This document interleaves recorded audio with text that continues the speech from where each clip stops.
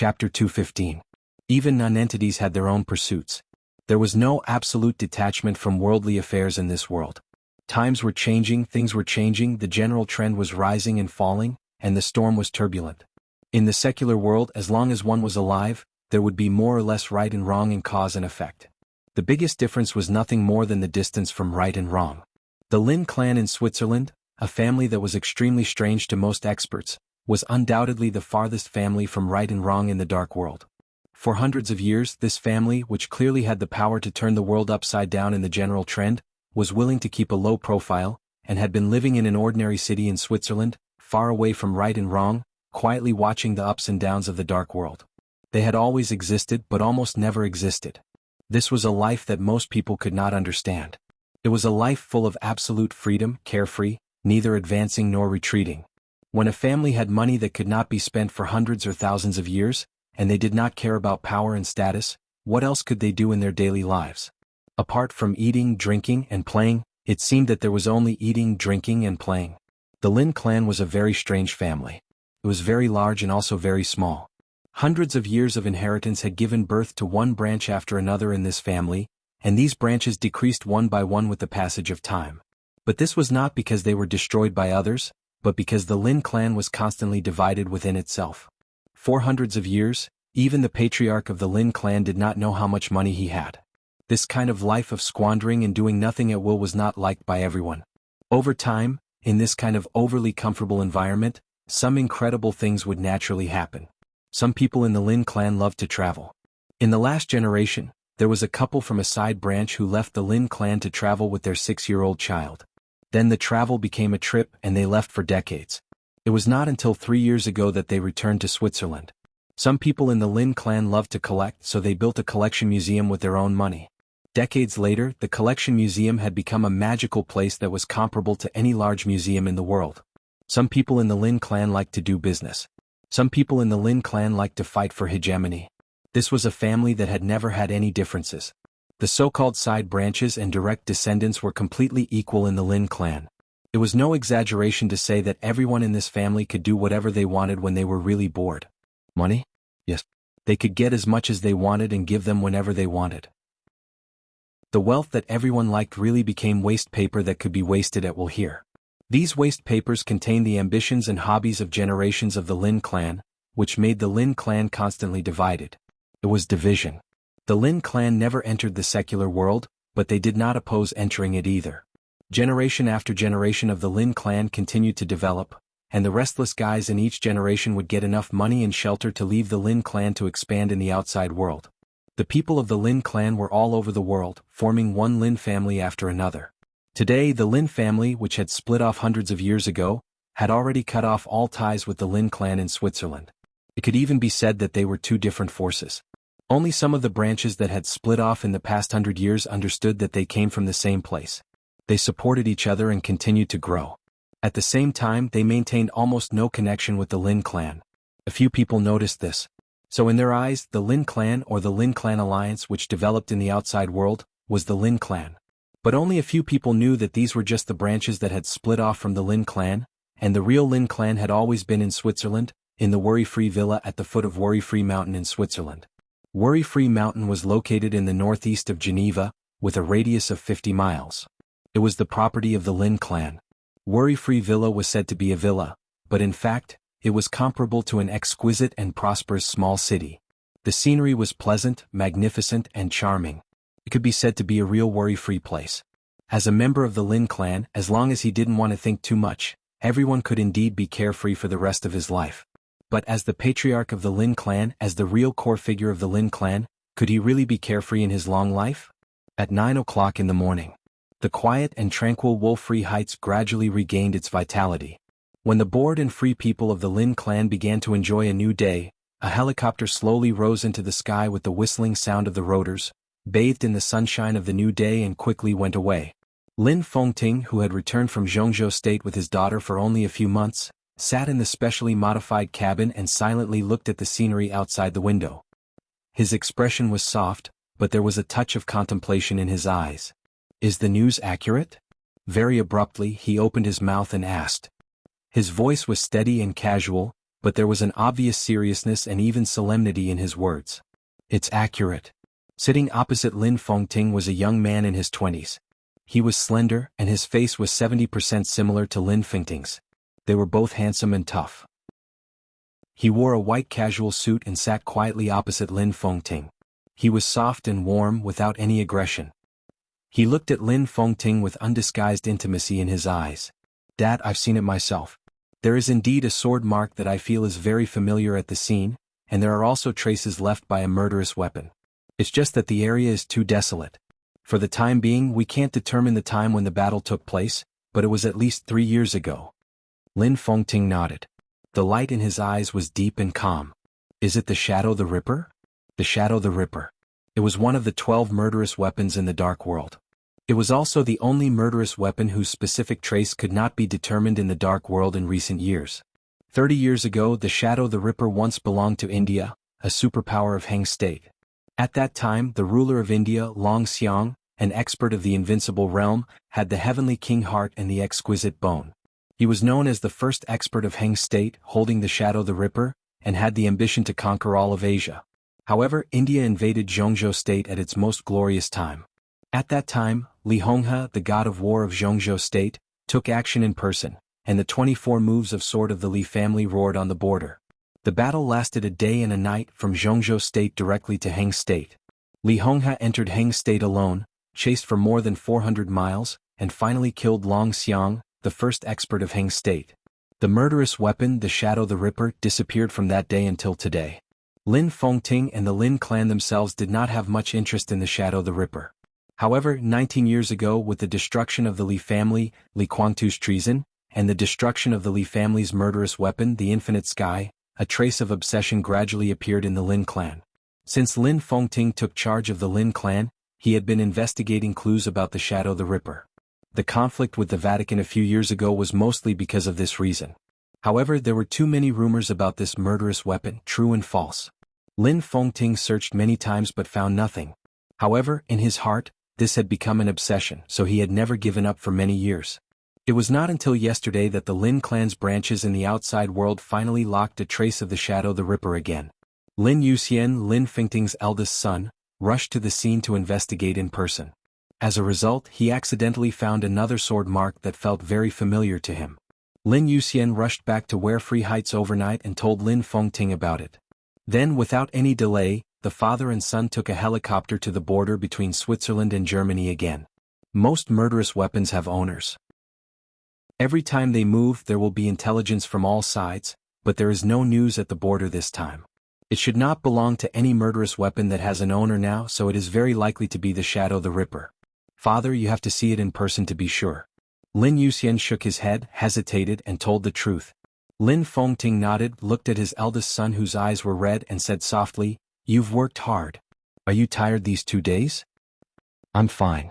Lin Yuxian shook his head and said, "Dad, don't scold me for being a good-for-nothing. I really feel good now. When you came back from Jianghu state, it was the easiest time for me."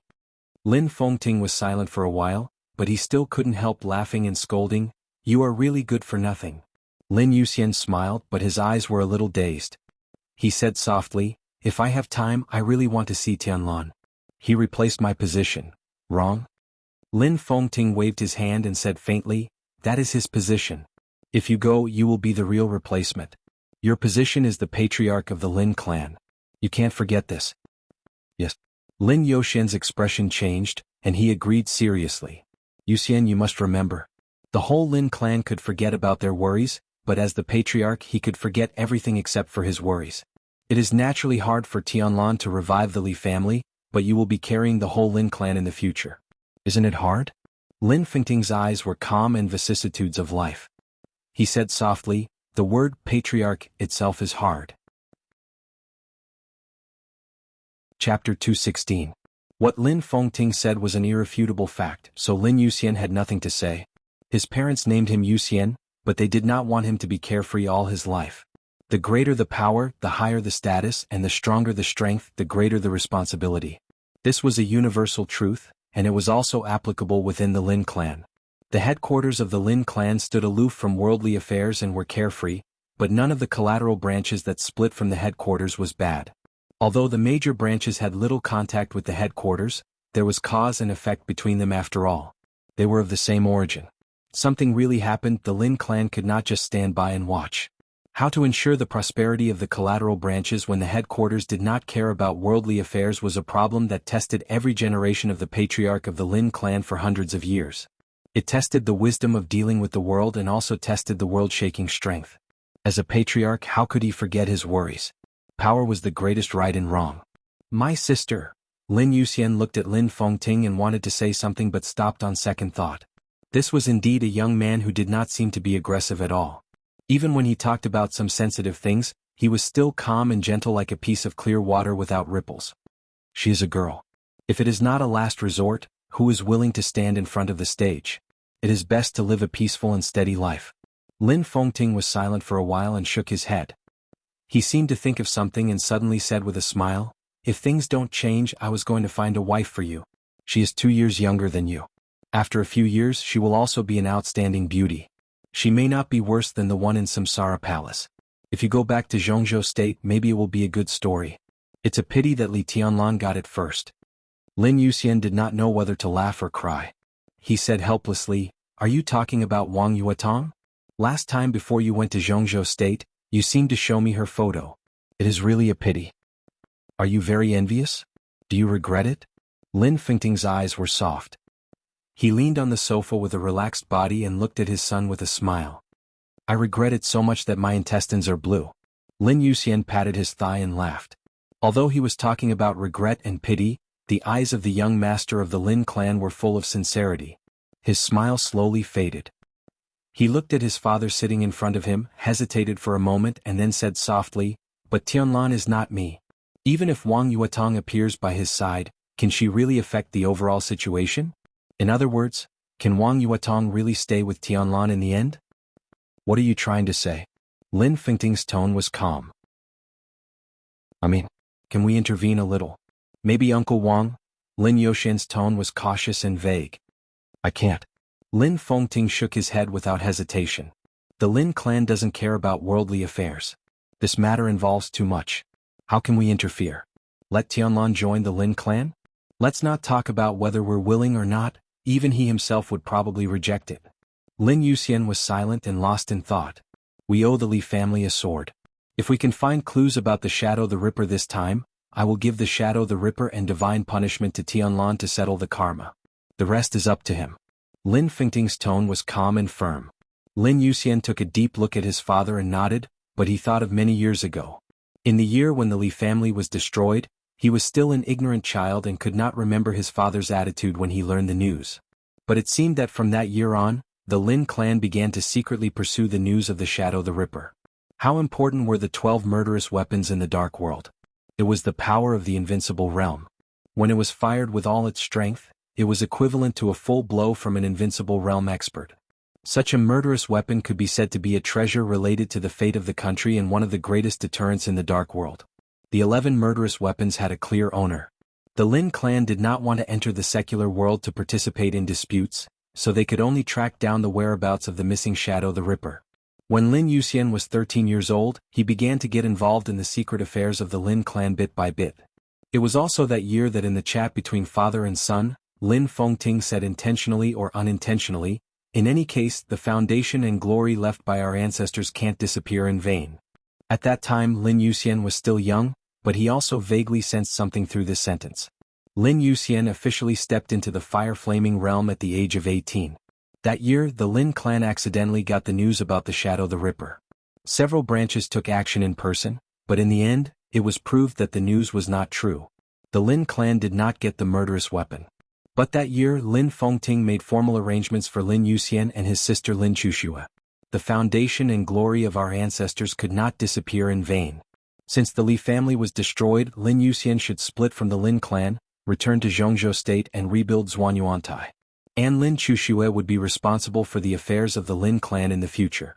A few years passed and there was no news from the Shadow the Ripper. Lin Yuxian, who was nearly 24 years old, officially stepped into the thunder-shocking realm a few months ago. He did not have the wind and thunder veins, the heavenly king heart, or the exquisite bone, but his real combat capability was no less than any young heavenly son. A few months ago, Lin Fengting revisited Jianghu State with his daughter. It seemed to be a trip, but he suddenly contacted Wang Tianzong after not contacting the Wang family of Beihai for more than a decade. At that time he really wanted to matchmake Lin Yuxian and Wang Yuatong. The Lin clan and the Wang family of Beihai had been friends for generations. The ancestors of the Lin clan founded Zhuanyuantai of Kunlun, which was strongly supported by the ancestors of the Wang family of Beihai. Later, the Lin clan left Jianghu State and passed the supreme power of Zhuanyuantai to their disciple, the Li family. For hundreds of years, the Li family had been the closest comrade of the Wang family of Beihai. Although the Li family was destroyed, the friendship between the Lin clan and the Wang family of Beihai still existed. Moreover, if the Lin clan counted the branches, even the Wang family of Beihai had to pay attention to its strength. With Lin Fengting, once Lin Yuxian returned to Jianghu State to rebuild Zhuanyuantai, at least the Wang family of Beihai would not object. If Lin Yuxian and Wang Yuatong were to marry, Wang Tianzong would even give some support. Lin Fengting went to Jianghu State before to test Wang Tianzong's attitude. This was also Lin Fengting's pursuit and obsession for many years. The glory of Zhuanyuantai of Jianghu State and the god of war family belonged to the Li family as well as the Lin clan. If the Li family was destroyed, the Lin clan would certainly not stand idly by. Lin Fengting would rather let his own son split from the headquarters to make Zhuanyuantai reappear in Jianghu State, which was enough to show his determination. However, before he talked about this topic with Wang Tianzong, Li Tianlan and the Samsara Palace appeared. The Li family had a successor. Under such circumstances, Lin Fengting naturally did not want his son to continue to be involved in the muddy water of Jianghu State, so he directly withdrew. He did not even mention the matter of Lin Yuxian. Presumably, Wang Tianzong was still confused about what he wanted to do in Jianghu State. Lin Fengting suddenly smiled and said slowly, "The Li family and the Lin clan are of the same origin. In the future, when you all settle down, you might as well make friends with Tianlan." Lin Yuxian replied with a "Hmm." The appearance of Li Tianlan directly replaced his position in the future. Without him, it might be him who was fighting in East Island now. Lin Yuxian knew this very well. Moreover, the Li family had a successor which could make the Lin clan more comfortable in adjusting the power inheritance in the clan. It was not that Lin Chuxue was not good enough, but in contrast, Lin Yuxian was more suitable for this position. However, Lin Yuxian and Li Tianlan were different after all. If he went to Jianghu State, it was almost certain that he would marry Wang Yuatong and rebuild Zhuanyuantai. At least, he would not encounter resistance from the Wang family of Beihai. Whether the new Zhuanyuantai would join the Southeast group again or not, Wang Tianzong would not be a villain. Because the Lin clan was not surnamed Li after all. Not to mention how powerful the Lin clan was, even the old subordinates of Old Master Li Honghe who were still in the Southeast group would not necessarily agree with the new Zhuanyuantai of the Lin clan. But if it was Li Tianlan, it was completely different. Could he and Wang Yuatong be together? Even if they were forced to be together, it would not affect the overall situation. Tianlan's future situation is not very good, is it? Lin Yuxian said hesitantly. Not too bad. After all, there is Samsara Palace. That Qin Weibai of Samsara Palace is really a smart person. I can't be sure now, but in this final battle of Changdao, there must be something fishy inside. Samsara and Jianghu State may not advance or retreat together. It's really uncertain who will be the winner after this final battle. But this is also good. I think they also understand that if they want to protect Li Tianlan, it may not be a good thing to keep too close to Jianghu State. A Samsara Palace with an ambiguous position outside Jianghu State can fight for more space for Li Tianlan. In front of his son, Lin Fengting was extremely talkative. After all, there were few things in this world that could be learned by oneself. The so-called wisdom could also be inherited. Being influenced by what one saw and heard over the years was the most direct way of inheritance. Lin Yuxian seemed to be thinking and almost said to himself, "Who is the master of Samsara Palace?" Lin Fengting's face suddenly became dignified. The master of Samsara Palace was an extremely powerful figure. This year she was even more outstanding. She destroyed Night Spirit, killed Tian Xin, took the murderous weapon Blue Sky Underworld, defeated Gu Xingyun and set off the final battle of Changdao. Everything that happened in the Dark World this year had a great relationship with her. No one could take such a figure lightly. This is also the question I want to know. Lin Fengting said softly, "With her strength, I'm afraid she may not be worse than my second brother. This person is definitely related to the Li family, but it seems that she is also related to Kunlun City. The 24 moves of sword and the 10th unique domain are actually concentrated on her. It's incredible. She's really a mystery." Recently, the Lin clan has also been looking for the news of the master of Samsara Palace, but they have found nothing. This person is too low-key, as if she doesn't exist. There is no trace of her. Lin Yuxian gave a wry smile, spread his hands and joked, If Qin Weibai is 10 years older, I even think she is the master of Samsara Palace. Lin Fengting dismissed it with a smile. This assumption was not even speculation, and there was no factual basis at all. Not to mention that Qin Weibai didn't know martial arts. Even if she really hid her strength, it was impossible for her to master the power of the invincible realm at the age of more than 20. The Lin clan had a long history, and they did know some extreme methods that could make people barely reach the thundershocking realm in their early 20s. But the power of the invincible realm was several times stronger than that of the thundershocking realm. It was impossible to reach the invincible realm at the age of 20, not to mention in reality, even in theory. This person may be one of the hidden pawns left by Senior Li, or even my second brother's sister. Anyway, we should pay more attention. And we can see the specific clues soon. Lin Fengting said lightly. Lin Yuxian was stunned, and then he realized and said, That sword mark? Lin Fengting nodded. The sword mark that makes you feel familiar but can't tell the reason can only be left by a superior of the invincible realm, and it is likely to be the unique skill of Zhuanyuantai. It is very likely that the person who forced the Shadow the Ripper to fire at the border a few years ago was the master of Samsara Palace. I just don't know which sword move she used at that time. His eyes were a little blank, and he thought of the moment when the master of Samsara Palace and Wang Tianzong were about to fight for life and death. On Mount Dibing, Lin Fengting could be sure that the sword move of the master of Samsara Palace was the 15th blade, Samsara. But to this day he was still not sure which superior of Zhuanyuantai's sword intent she reincarnated. The helicopter began to land in the roar. Below was a mountain range. Half of the mountain range belonged to Switzerland, and the other half belonged to Germany. This was the borderland. In the sound of the rotor turning, Lin Fengting and Lin Yuxian walked out of the cabin. Lin Yuxian led the way in person. They advanced 800 meters. Before Lin Yuxian could speak, Lin Fengting's footsteps had stopped. The hard and solid ground under his feet suddenly became soft and scattered in front of him, and a huge trace of thousands of meters long appeared abruptly. The trace spread from the ground, smashed the rocks, rushed up the hillside, and directly imprinted on a mountain in front with an unstoppable momentum.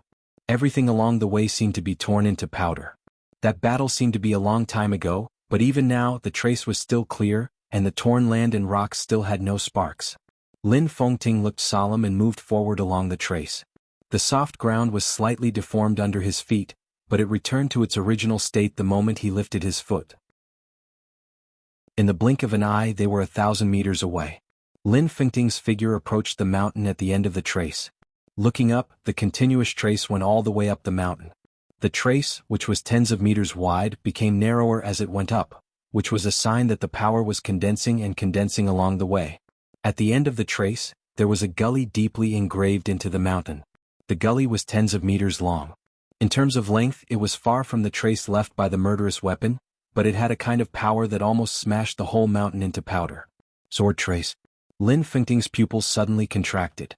His body suddenly rose, and the next second he came directly in front of the sword trace. The sword trace was quietly engraved on the mountain. The original sword intent and sword energy rushed into the mountain, leaving a narrow but deep gap. Every tiny cut in the sword trace and every engraving mark became clearer and clearer in Lin Fengting's eyes, but his eyes gradually became dazed. Absolute sword, Lin Fengting muttered to himself. At this moment, he even completely ignored the trace left by the murderous weapon. Absolute sword? Which sword? Lin Yuxian's expression changed dramatically. Absolute sword was a specific name in Zhuanyuantai's martial arts. It referred to the most powerful sword moves in Zhuanyuantai's martial arts. The core of martial arts of the Wang family of Beihai was outbreak, and the core of martial arts of Zhuanyuantai was broken. In the 24 moves of sword, all the sword moves with the word broken could be called absolute sword. However, most of those sword moves belonged to the domain of the invincible manual. Lin Fengting's eyes became more dazed, with hesitation. In any case, he did not expect that the sword trace he saw here would be like this. This sword trace was indeed the absolute sword. But it was not any of the known absolute swords.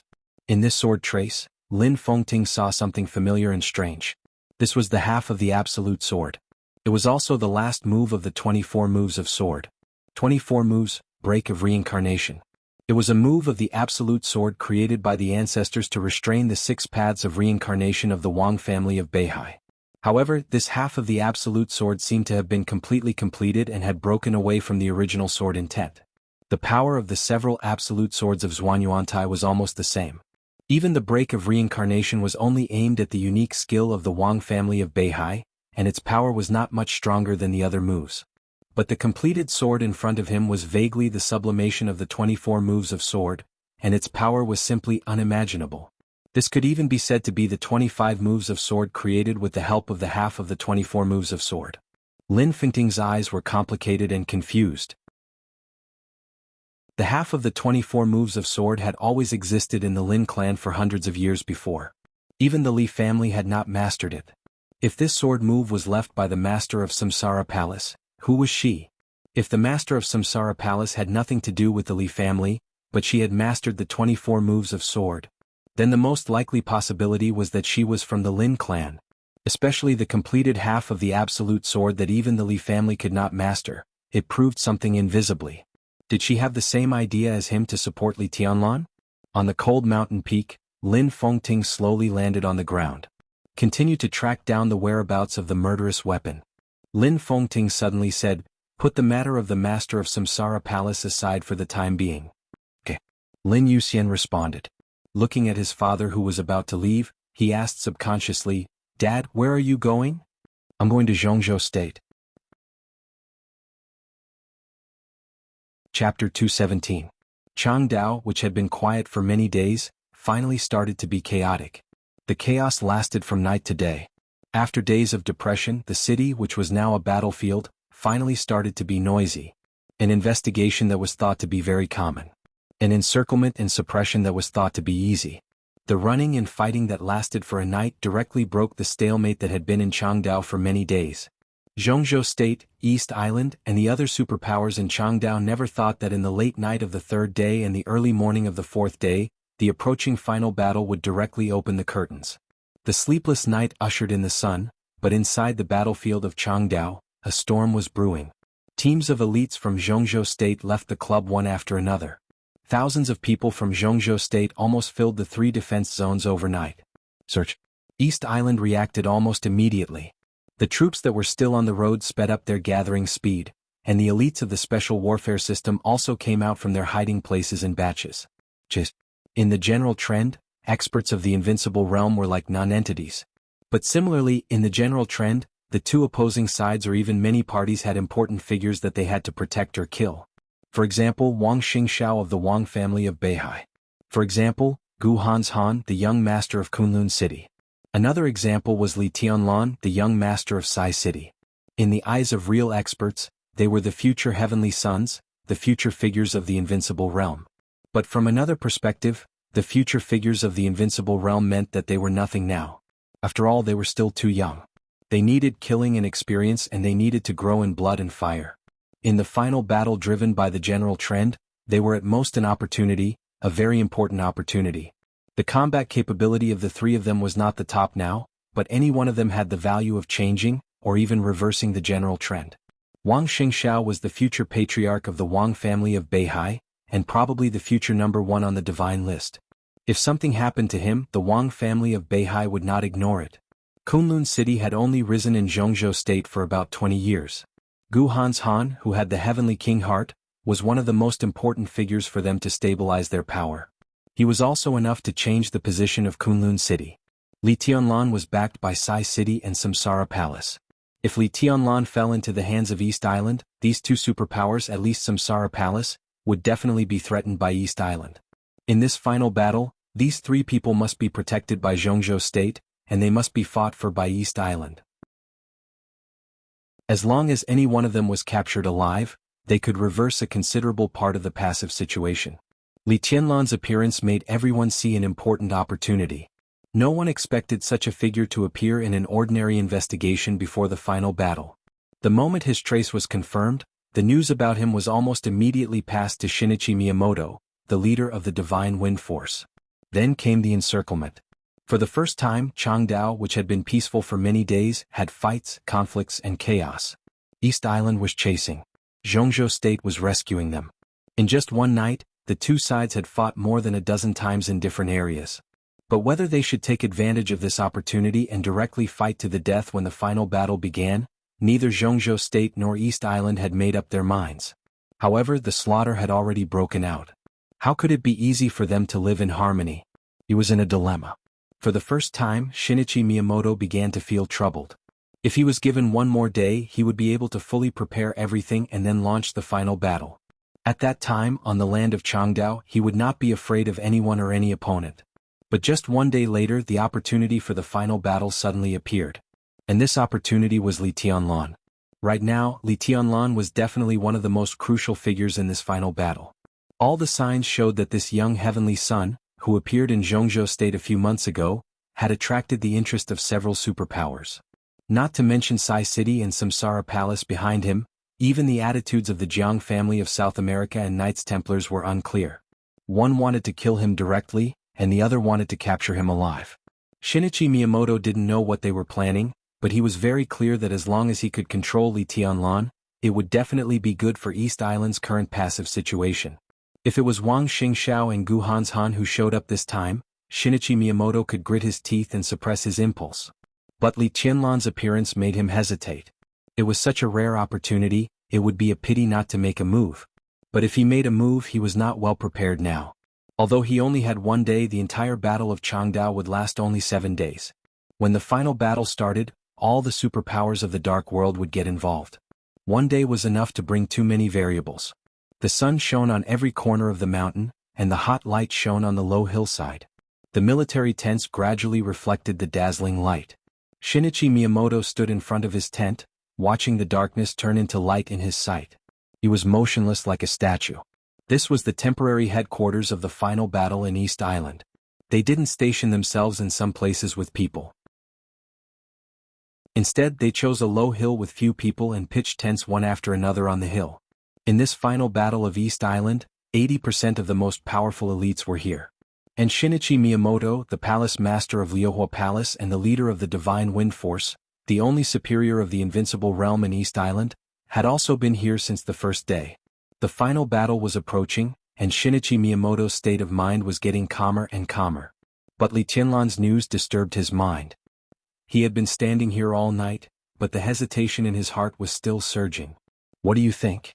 Under the sun, Shinichi Miyamoto, who had been silent for a long time, suddenly opened his mouth. He was dressed in a gray ninja costume and even his face was covered. He was like a shadow in the daytime, vague and illusory. Li Tianlan must be controlled by us. This is an absolutely good opportunity and it's fleeting. Your Highness, we can't hesitate. Tianyu, the High Priest of Ise Grand Shrine, made his position clear immediately. He was seriously injured in the battle against Li Baidian, Dongqing Rushi, and others in the capital city, and he hadn't fully recovered yet. But right now his tone was firm, even resolute. This person is indeed very important in this battle. It's not only about the internal affairs of Jianghu State, but also about the Samsara Palace. He's a key figure and we should take the initiative. Heavenly Hound, the left advisor of Wuji Palace, said in a deep voice.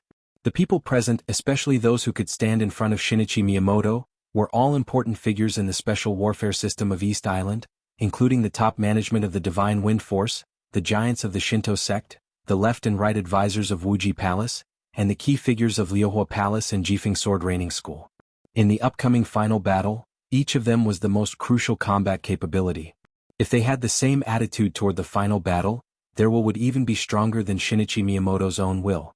What are you worried about, Your Highness? Tide and Glacier asked at the same time. These two superiors of the half-step invincible realm were the left and right guards of the Mikado, and their status was very high. Their questions seemed to represent their position. I'm worried that this is a bait set by Jianghu State. Shinichi Miyamoto took a deep breath and said in a low voice, It's such a coincidence that Li Tianlan exposed himself this time. It's an opportunity, but it could also be a trap. Glacier and Tide looked at each other and spoke again at the same time. They said flatly, This is East Island. Shinichi Miyamoto smiled bitterly. This was indeed East Island, but now it was the conflict of the Dark World. A large number of elites of East Island were trapped in Huading, Jianghu State. Now their strength was limited and they couldn't use the troops on the periphery. So what if this was East Island? I support the final battle. A clear voice sounded. This is our country. Since we have such a good opportunity, why don't we fight? We're not ready and the others aren't either. Anyway, we have the advantage. Shinichi Miyamoto narrowed his eyes, but he remained calm. It was Crown Prince Ren who spoke. Glacier and Tide, the two superiors from the royal family, had already expressed their stance, so there was no need to ask Crown Prince Ren's position. He forced himself to calm down and suddenly said, "Sorry, I need to make a phone call." Under everyone's confused gaze, he walked aside and dialed a number. It wasn't the Mikado or the Prime Minister, but someone outside East Island. "Your Highness Miyamoto?" On the other side of the phone, a lazy voice sounded with a hint of a smile. "What can I do for you?" "Li Tianlan." Shinichi Miyamoto didn't waste any time and said in a deep voice, "He's here. Evil, why don't you make a move?" On the phone, the only killer of the invincible realm in the dark world fell silent. After a long time he said flatly, "Believe it or not, I have to say that I've observed Li Tianlan. I'm only a few hundred meters away from him and he's alone.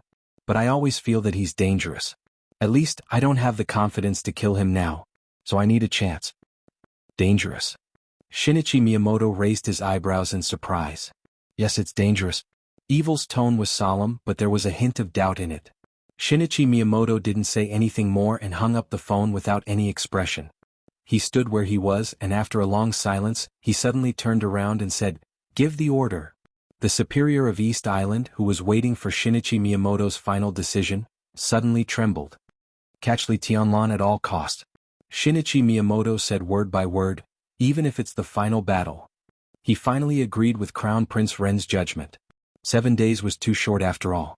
Even if Li Tianlan was the bait and East Island wasn't well prepared, Jianghu State wouldn't be well prepared either. In the final battle now they still had the advantage. But what Shinichi Miyamoto didn't know was that Jianghu State wasn't well prepared, but Li Tianlan, the bait, wasn't thrown out by Jianghu State. If it weren't for a mysterious man's unexpected disruption, Li Tianlan's investigation wouldn't have been exposed. In the final battle now, all the forces exposed to East Island weren't well prepared. But there was a mysterious force that had been waiting for a long time. In the midst of the known and unknown, all the forces of East Island started to take action. The final battle officially broke out. At the same time, in the cold downtown area of Changdao, in front of a suite of a hotel, a man in white clothes and pants pried open the door in front of him. The door was pulled open from the inside, and what appeared in front of the man in white was like a mirror. Inside the room, there were two men with similar appearances and similar temperaments, both dressed in snow-white clothes, standing face to face. They were like mirror images of each other. The man inside the door had a fleeting expression, and his eyes were complicated and confused. The man outside the door was silent, and his eyes were complicated and sad. "Daybreak," thought. "Did things go well?" After a short silence, Daybreak, who was standing in the room, took the initiative to speak, and his voice was a little hoarse. "Very well." Dawn nodded. "More smoothly than I expected. I just killed a superior of the thunder-shocking realm in front of them, and they were exposed. The Big Dipper led people to chase me in person, huh? Your expression seems a little strange." Daybreak was silent for a while, and then he moved aside to let Dawn in. He said slowly, "What happened?" Dawn's facial muscles twitched. He opened his mouth but didn't speak for a while. "What the hell happened?" Daybreak raised his eyebrows and his handsome, almost devilish face suddenly looked a little sharp. "Tenji. Tenji is dead." Dawn said in a hoarse voice, "He died with the Big Dipper.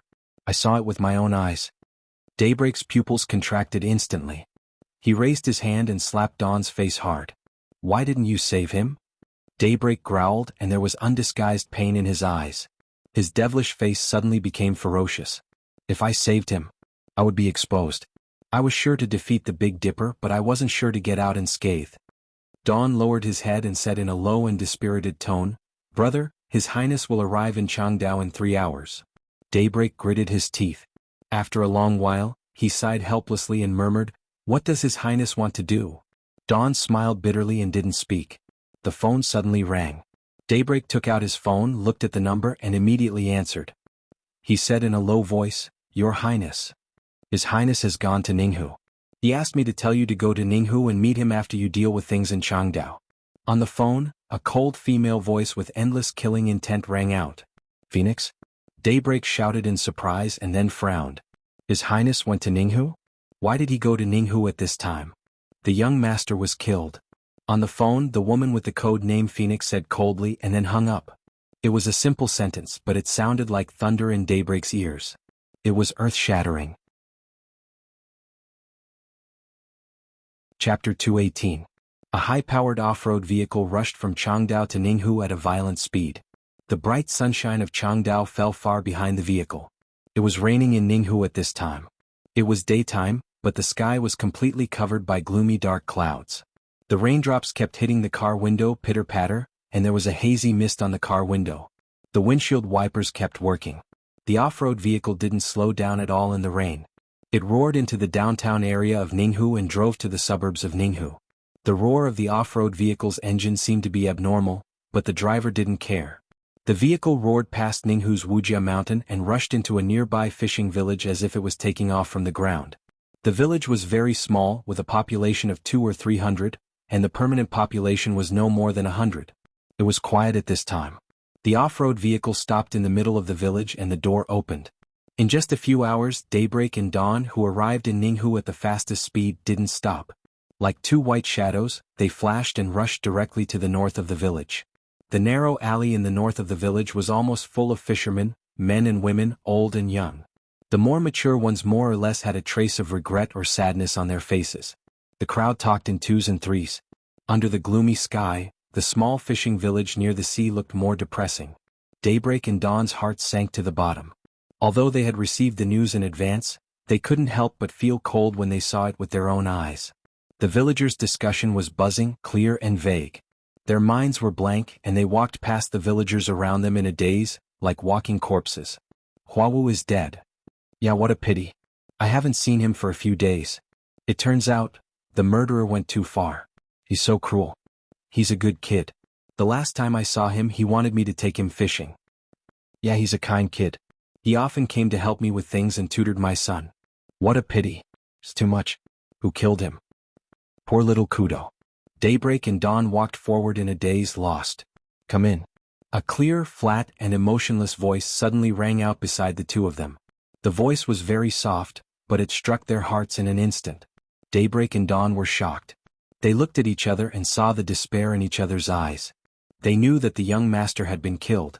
Although this was definitely bad news, the two of them still had some hope in their hearts. But now, their hope was completely shattered with a simple word from His Highness. If there really was hope, His Highness wouldn't be here at this moment. This could only mean that there was no turning back. The two pushed through the crowd in front of them and strode into the courtyard. There were very few people in the courtyard. A few men and women dressed like ordinary fishermen but with different temperaments were kneeling in the corner of the courtyard. Their faces were ashen and they were motionless as if they had lost their souls. A middle-aged man, who looked to be in his 40s or 50s, was standing in the middle of the yard calmly. He had a thin, ordinary body and an unremarkable appearance. He stood there expressionlessly with his back to Dawn and Daybreak. He was calm but exuded an indescribable sense of oppression and danger. It was an indescribable feeling. The whole yard, the whole fishing village, and even the whole world became illusory around the man. The tall and cold woman standing beside the man, and even Daybreak and Dawn themselves became meaningless background. Only the seemingly ordinary man existed with the most real feeling. He was motionless, but once he moved, it seemed that the whole world around him would be broken into ashes with his outburst. Behind this dazed and oppressive environment, both Daybreak and Dawn felt an extreme rage and killing intent. Your Highness. Daybreak and Dawn stood behind the man and bowed, trying their best to keep calm. The man said nothing and didn't move, like a statue. Dawn subconsciously looked at the woman standing beside the man. It was a woman in her 30s. She was elegant, delicate, arrogant, and mature. She was a very attractive woman, like a thorny rose, delicate and beautiful, but also very dangerous. However, at this moment, standing next to the man, her elegance dimmed like never before.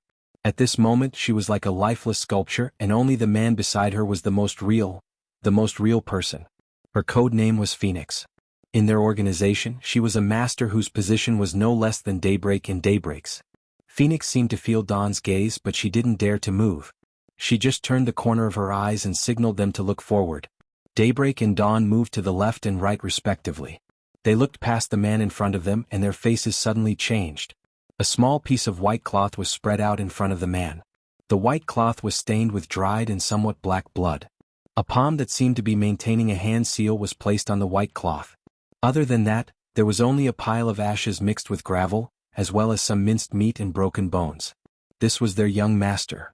Daybreak and Dawn's eyes became extremely cold in an instant.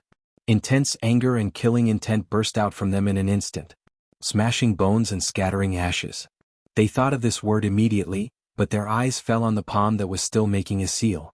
What did he want to express by leaving this palm? Was it a provocation? Daybreak's body slightly trembled uncontrollably. He suddenly reached out his hand, and a middle-aged man who was kneeling in the corner flew over uncontrollably and was caught by Daybreak. "What's going on?" Daybreak's voice was as cold as the chilly wind blowing in the hell. "I don't know.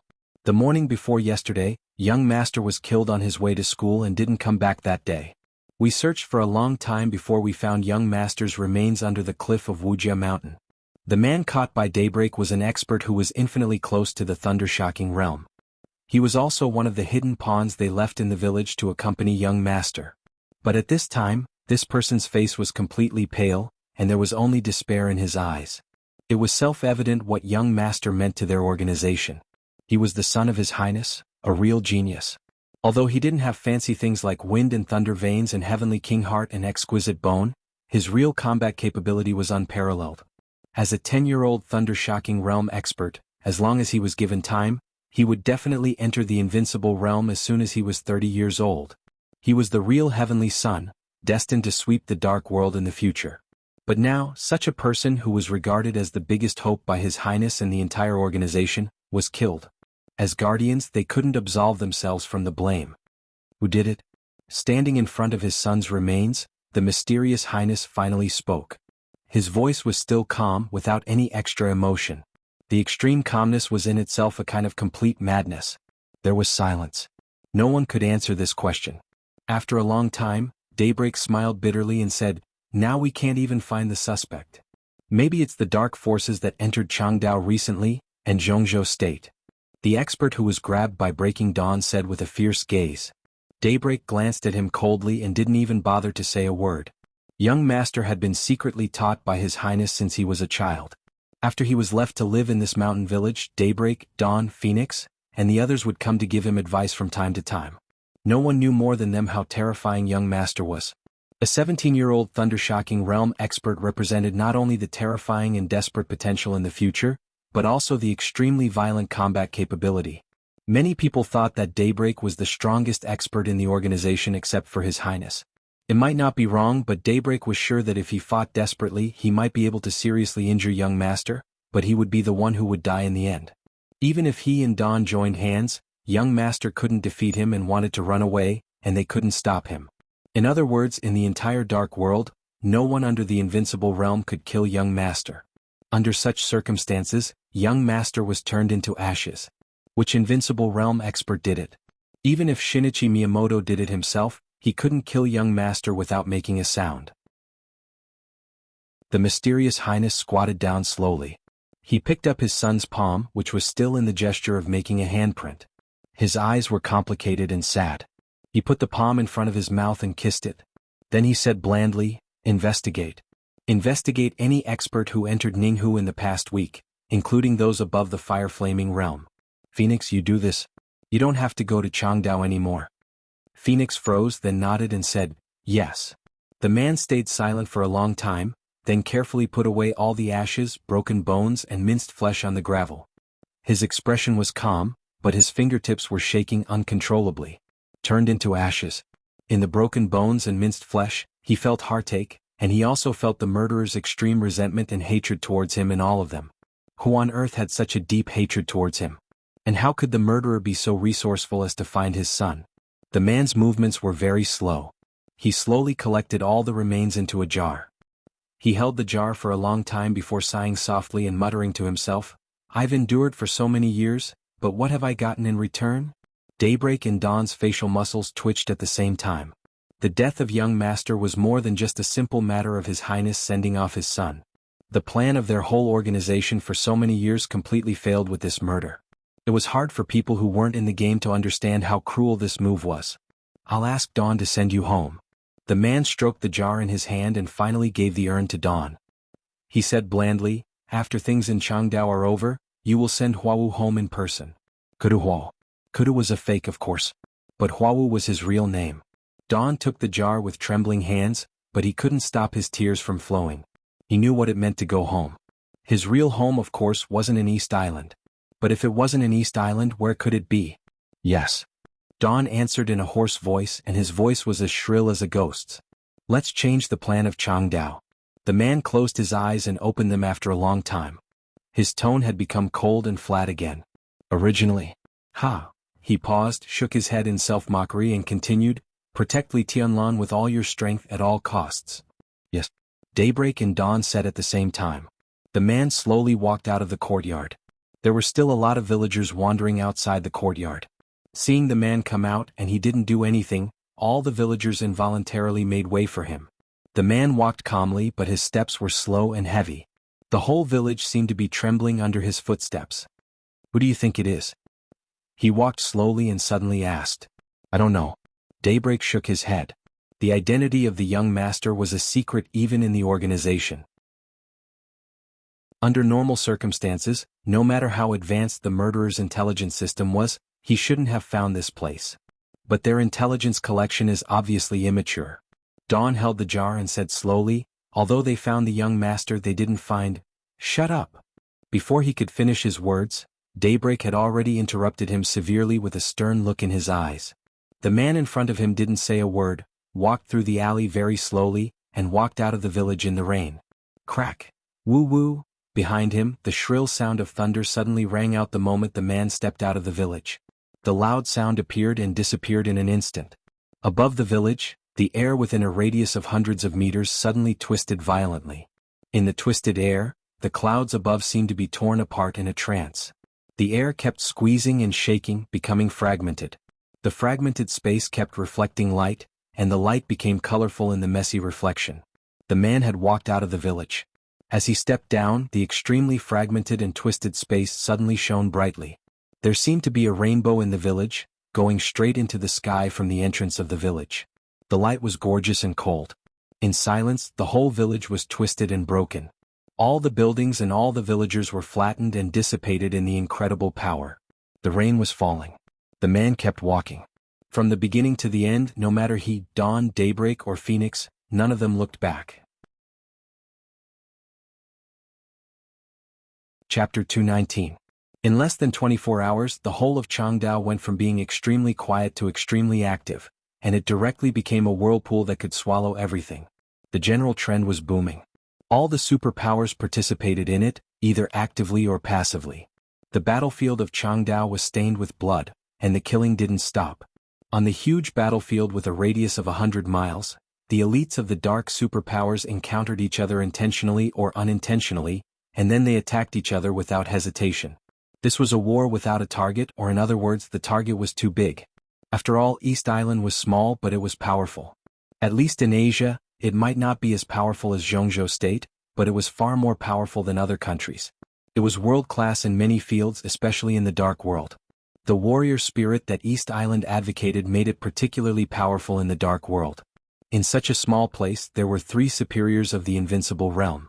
Counting the 2 superiors of Night Spirit who had died, there were 5 superiors of the invincible realm. This alone showed how powerful the special warfare system of East Island was. And this time, the ultimate goal of all the superpowers was the right to speak of the special warfare system of East Island. This was a power that couldn't be shared. So they had to force East Island to compromise, but they were also mortal enemies with each other. No one was willing to give up the interests of the special warfare system of a country. So from the beginning of the Battle of Changdao, this place was destined to be a bloodbath, and it would become the biggest meat grinder in the dark world in recent years. Any superpower that was qualified to participate in the game couldn't get out unscathed. This was a battle of life and death. But before the final battle, at least for the dark superpowers, they barely had a common enemy. So when the final battle broke out, it was reasonable for the superpowers to split up and join forces in the battle. When the morning sun crossed the sky and the scorching sun was about to fall in the west, in the residential area on the edge of the battlefield of Changdao that was about to be demolished, the leaders of the dark superpowers in East Island gathered together again. It was still the same dilapidated hall. The dirty curtains covered the red-setting sun outside the window, and the room was dark. A few ghost-like shadows stood quietly in every corner as if they had never moved. The LCD screen that occupied an entire wall had been turned on, and one image after another was flashing on the screen. Dazzling light emitted from the screen, illuminating the faces of several people in the room. The person closest to the screen was still the first vice president of the Heroes Club, Ben. He held a small and delicate remote control in his hand and froze the flickering picture on the screen. The image froze for a moment, then continued to play.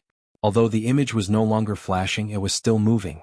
On the screen, a group of white people dressed in different clothes were fighting fiercely.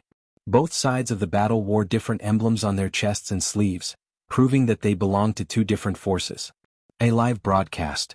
Ben's skeleton-like thin figure moved. He whistled, and an old and gloomy voice came from the black robe that wrapped around his body. He laughed grimly and said, "The lads of the Polar Ground Alliance and the Holy Sanctum are too energetic. Oh, another one has fallen. Ah, another one. Wonderful, truly wonderful."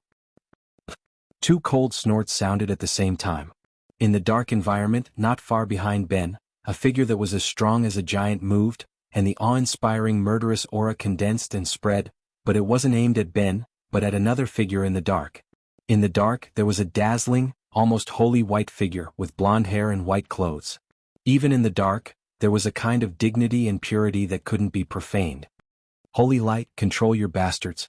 Don't think that you're invincible just because someone is standing up for the holy sanctum. No matter how strong the master behind you is, he can't radiate his power to Changdao. In the dark, the voice of the strong figure that was full of great power was cold and thick, with undisguised murderous intent and threat. "Ha! Holy Light," the vice commander of the Knights Templars, chuckled and said coldly, "The Holy Sanctum doesn't need other people to stand up for us against the Polar Ground Alliance. King Bear, do you want to fight with me? Sooner or later." King Bear laughed grimly, "Right in Changdao, I'll tear you apart myself. You two, you're not enemies." Ben suddenly spoke, his voice getting older and hoarser, with an indescribable mystery, "At least not now. We now have two most important targets. The first is East Island, and the second is Jianghu State. Compared with them, each of us is weak. If they don't die, do we need to have internal strife?" I agree with Ben's words. Now it seems that our biggest opponents are East Island and Jianghu State. After we destroy them, it's time for us to fight. King Bear, Holy Light, you need to restrain your subordinates. Crow of Fantasy World said in a gloomy tone. King Bear and Holy Light looked at each other and kept silent in the cold murderous intent. "If you all can calm down, then I can tell you a piece of news." Li Tianlan showed up. Ben stared at the big screen in front of him and said slowly. No one said anything. Li Tianlan showed up. They weren't fools, so they naturally knew it. Wasn't it nonsense to say it now? The power of the Polar Ground Alliance in East Island isn't as strong as the Heroes Club, but we can still get this kind of news. King Bear said impatiently, "Ben, what the hell do you want to say? I know you have your own intelligence channels. But do you know where Li Tianlan showed up last time?" Ben sneered, pointed at the big screen, and said in a complicated tone, "The place where Li Tianlan showed up last time is less than 2,000 meters away from here." The hall suddenly went quiet. This was indeed an unexpected news. The elites of Jianghu State were hiding in a luxury club in the middle of the battlefield, but this was already the edge of the battlefield. The elites of East Island were besieging Li Tianlan. Why didn't Li Tianlan retreat to his own base camp? Why did he come here? Who here wasn't shrewd? Even the rash and impulsive Bear King was a character who had experienced many storms in the past. A simple piece of news, but it made them clearly smell a trace of a conspiracy. Li Tianlan naturally doesn't want to come here, but his retreat has been cut off by the elites of East Island. In other words, now he is farther and farther away from the people of Jianghu State, but closer and closer to us. It's very interesting, isn't it? Ben smiled softly, but his voice was a little cold. Obviously, our hiding place has long been exposed. East Island wants to use Li Tianlan to lead us into the trap in advance. We can intervene in the battlefield, but I hope some people can calm down. Holy Light's eyes suddenly burst out a sharp light. Among the several dark forces present, only Knights Templars and the Jiang family of South America were most interested in Li Tianlan, especially Knights Templars. They received the order from the Vatican, or in other words, they followed the will of His Majesty the Pope, so they were determined to get Li Tianlan. Now Li Tianlan seemed to be far away from them, which made Holy Light a little excited. But Ben's words made him calm down quickly. Li Tianlan was one of the key figures in the final battle. Jianghu State wanted to protect him, East Island wanted to catch him, and the Jiang family of South America and Knights Templars also wanted to take him over. But now the final battle had just begun. If they caught Li Tianlan now, it would definitely lead to the joint attack of the two strongest forces, East Island and Jianghu State, and it would also destroy the tacit understanding between Knights Templars and the Jiang family of South America. Li Tianlan naturally had to be caught, but it also had to be at the right time. Now it seemed that it was still too early. I know what to do. Holy Light said blandly, I will put Li Tianlan's matter aside, but I also hope some people can restrain themselves.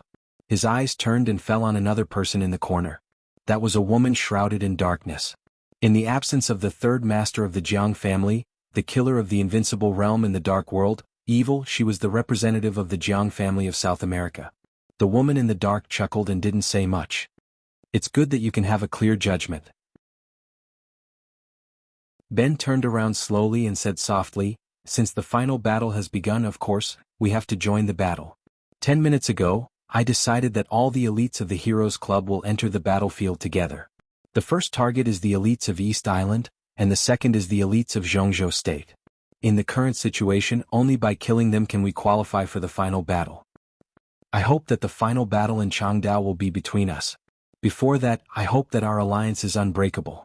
Holy Light hesitated and nodded, saying, I agree with this plan. Agree. Crow's hoarse and unpleasant voice rang out. I have no opinion. King Bear still looked at Holy Light with an unruly face. What about the cooperation outside of Changdao? In the dark, the voice of the woman who represented the Jiang family of South America rang out lightly and charmingly. No one spoke. Everyone's eyes were on Holy Light. The cooperation outside of Changdao was naturally to plot against Jianghu State. But Sword Emperor Wang Tianzong of Jianghu State was still in Jianghu State. If they wanted to keep the cooperation smooth, they must have the power to stop Wang Tianzong. The cooperation remains the same. Holy Light said slowly, His Highness has set off from the headquarters of the Vatican. He will arrive at the border between Jianghu State and Annan State in 12 hours. Everyone heaved a sigh of relief. Ben smiled and said slowly, Then I wish us a happy cooperation.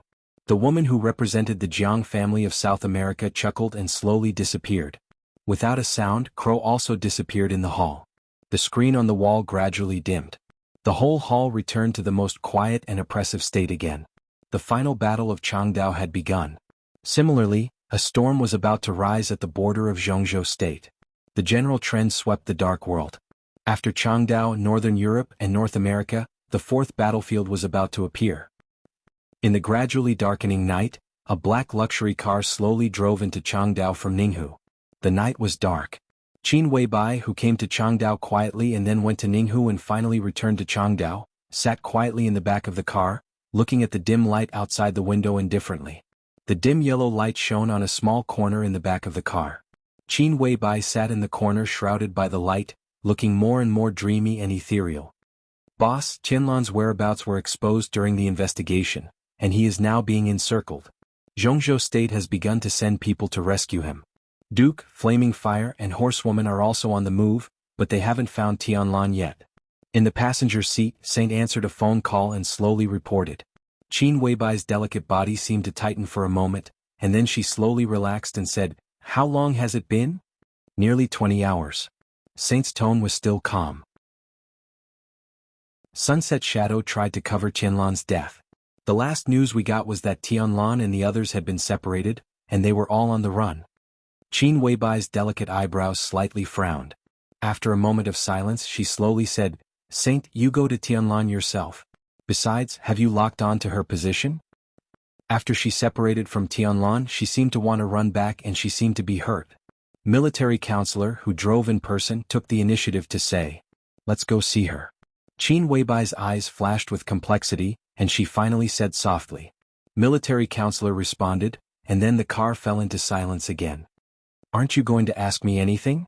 In the silence, Qin Weibai broke the silence and suddenly asked. Boss, if you want to say something, you will tell us. If you don't want to say it, it doesn't matter. Saint seemed to know what Qin Weibai meant. He smiled and said, I know there must be an earth-shattering big shot behind that child. Otherwise, no matter how talented he is, he won't be so horrible. But, it doesn't matter. Anyway, he is dead. We did this with the Wang family of Beihai. Even if someone comes for revenge in the future, so what? Qin Weibai looked out of the window in silence. After a long time she sighed and said, his name is Cutting Huawu. Ha, he was a figure who could leave a glorious mark in the dark world, but now he is dead. What a pity. Her tone was cold and she said it was a pity, but her eyes were clear without a trace of guilt. The most infatuated person was the most ruthless. In this world, in this era, she might feel sorry for many people, but as long as she was worthy of him, that was enough. What did the life and death of others have to do with her? If she owed someone, she owed someone. Moreover, in the grand scheme of things, could it really be so clear who owed who? A long time ago she had made up her mind that in this life, even if she had to break her bones and give up everything. Chapter 220. The black limousine drove into downtown Changdao without any disguise and passed through the battlefield. At the edge of the battlefield, a large number of East Island troops were gathering. Soldiers in all kinds of military uniforms were scattered at the edge of the battlefield, and all kinds of heavy weapons were placed in the most conspicuous places. Changdao wasn't big, but it was still huge compared to an individual. In just a few days, East Island transferred troops from all over to Changdao, and the number of troops around the edge of the battlefield was close to 100,000. With 100,000 people, it seemed unrealistic to surround a battlefield with a radius of 100 miles. But with all kinds of heavy firepower weapons and satellite monitoring, East Island was sure that they could hit any corner of the battlefield. The black limousine passed the checkpoint set by the East Island Army, but the guards here didn't even bother to look at it and let it go. Within 7 days people were allowed to enter this place, but no one was allowed to leave. East Island wouldn't stop anyone who wanted to join this battlefield. The Dark World had its own rules. East Island also had its own rules. All the dark superpowers attacked East Island together, and East Island also drew a large enough battlefield, so they had to follow the rules in the place of the final battle. The 100,000 troops that East Island scattered at the edge of the battlefield could be said to be a deterrent, but more importantly, it was intercepting and protecting the outside of the battlefield from damage. The battlefield with a radius of 100 miles was big enough, and it wasn't a limit for all the superpowers. In this area, it didn't matter if they fought fiercely. No matter who won or lost in the end, the East Island Army wouldn't intervene, because this was a conflict within the scope of the Dark World. But in a big enough battlefield, if someone wanted to rush out and destroy East Island on purpose, he would be an invader, and East Island had every reason and ability to destroy any superpower. That was the rule. Today's final battle was like a vendetta in Jianghu. The authorities would pay attention to it, but they couldn't intervene. Even if East Island was wiped out in this final battle, they could only endure it. Once East Island dared to use the army to break the rule, what awaited East Island was a war. A real war. No one wanted to escalate the situation to such a serious extent. East Island didn't dare, Jianghu State didn't want to, and other superpowers didn't want to either. Keeping everything within the scope of the conflict in the Dark World, and winning or losing they could still get the benefits they wanted, but it wouldn't cause catastrophic consequences. That was what everyone wanted to see. The black limousine rushed into the demolition area at the edge of the battlefield. On the passenger seat, Saint's figure slowly disappeared. Up to now, Jianghu State and Samsara had not found Li Tianlan, which could only mean that he was in the enemy-occupied area of the battlefield outside the radiation range of Jianghu State. If they searched from here, the probability of finding him was relatively higher. Military counselor continued to drive. In the back of the car, Qin Weibai remained calm and collected, but her pair of snow-white slender hands were tightly clenched into fists. "Where is she?" Qin Weibai asked softly. The military advisor who was driving took out a screen and looked at it before replying, "From here. Less than 20 kilometers away. Night has locked onto her position and is following her in secret." 20 kilometers. Qin Weibai's bright eyes flickered, and her whole person exuded a kind of enchanting and holy charm. The military counselor remained silent. This distance was indeed beyond his expectation. This place was close to the edge of the battlefield, completely outside the sphere of influence of Jianghu State. At first, according to Horsewoman, the other party should be fleeing back, but now it was 20 kilometers away from the edge of the battlefield. Obviously, after fleeing back for a distance, the other party turned back and went straight into the enemy-occupied area. "She's looking for Tianlan." Qin Weibai suddenly sneered. "She really doesn't give up. Hurry up, I want to see her right away." Military counselor answered and stepped on the accelerator. As the car accelerated, he hesitated for a moment and finally couldn't help but ask, "Do you really want to see her?" Since killing Cutting Huawu, military counselor had felt that something was wrong. Although he didn't know what exactly was going on, he had some guesses from some clues. At this time, if the boss went to see her, there might be a risk of exposure. "I have to go."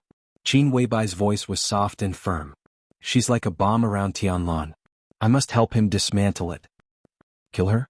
Military counselor's eyes suddenly turned cold. "You can't kill her." Qin Weibai shook her head and said no more. Military counselor didn't ask any more, but he drove faster and faster. The car rushed out of the demolition area, and the trees on the road were moving backward quickly. The night outside the window was quiet. Qin Weibai looked at the night sky through the window and said to herself coldly, "Years of hard work just to make a wedding dress. Even if I give you a good death, so what?" Sneaking, searching, observing. The quiet night shrouded the whole dense forest. Dongqing Rushi looked calm and cautious, walking carefully in the forest. The final battle had broken out. But this place was behind the enemy, and it hadn't been covered by the fire of war yet. But the density of patrols in the whole area gradually increased. Dongqing Rushi's face was pale. She avoided the patrols of East Island and searched carefully. She never thought about going back. That night, as Sunset Shadow and the Big Dipper died together, and as Wind Ghost died, only 2 of the 7 Thundershocking Realm experts who chased them survived. They desperately rushed out of the encirclement, but in the chaos, they were completely scattered by the furious elites of East Island. Dongqing Rushi fled alone in the battlefield, trying her best to get rid of the East Island experts who were chasing her, and then began to return without hesitation. Along the way, he had been hiding not only from the elites of East Island, but also from the elites of Jianghu State. They were all in his hiding range. She went deep into the enemy's rear alone. Dongqing Rushi's clear eyes became more and more alert. Her whole body was tense and she was ready to attack and escape with all her strength. It was stuffy in the quiet forest. Dongqing Rushi, who was almost soaked in sweat, sat behind a big tree, exhausted. She silently ate the compressed biscuit in her hand, looking calm. In the quiet forest, there was a slight sound of wind. The soft footsteps passed into Dongqing Rushi's ears with the dull wind. In an instant, Dongqing Rushi, who was tense all over, directly bounced up from the ground, turned around, and stared in the direction of the footsteps. There were no stars and no moon in the sky tonight. In the dim light, a tall and slender figure walked toward her alone, casually. She was wearing white clothes and a white skirt, and she was peerless. That was a kind of unparalleled charm that could almost make all women feel ashamed of themselves. It was illusory, as if she didn't belong to the mortal world, so perfect that it was like a dream. Dongqing Rushi didn't feel the danger, but out of instinct she suddenly took a few steps back. The white figure approached her unhurriedly. In the extremely low visibility, Dongqing Rushi finally saw the other's face. Her face was perfect, delicate, and sharp like that of a fairy. "I'm Qin Weibai." The white figure looked at Dongqing Rushi and said in a calm tone, "Sit." Dongqing Rushi didn't speak, nor did she sit down. The silent sword was behind her, but she held a red dagger tightly in her hand, and the faint killing intent surged in her body. At this moment, Dongqing Rushi was sure that there were only 2 people near this forest. One was herself. The other was this extraordinary woman in the dark world who didn't know martial arts. Facing the faint fluctuating killing intent, Qin Weibai didn't seem nervous at all. Her bright eyes quietly glanced at the dagger in Dongqing Rushi's hand. She chuckled, but her tone was a little complicated. "Missing and forgetting each other? It's really a story of entanglement." Dongqing Rushi's pupils suddenly contracted, and the light in her eyes changed. The pure color flickered and it seemed to fade away. "Stop pretending." Qin Weibai said indifferently, "You're not Dongqing Rushi. If you were her, you wouldn't be nervous facing me. Even if you were nervous, you wouldn't hold this acacia. Silence is her weapon, and you are her second personality? You know me well?"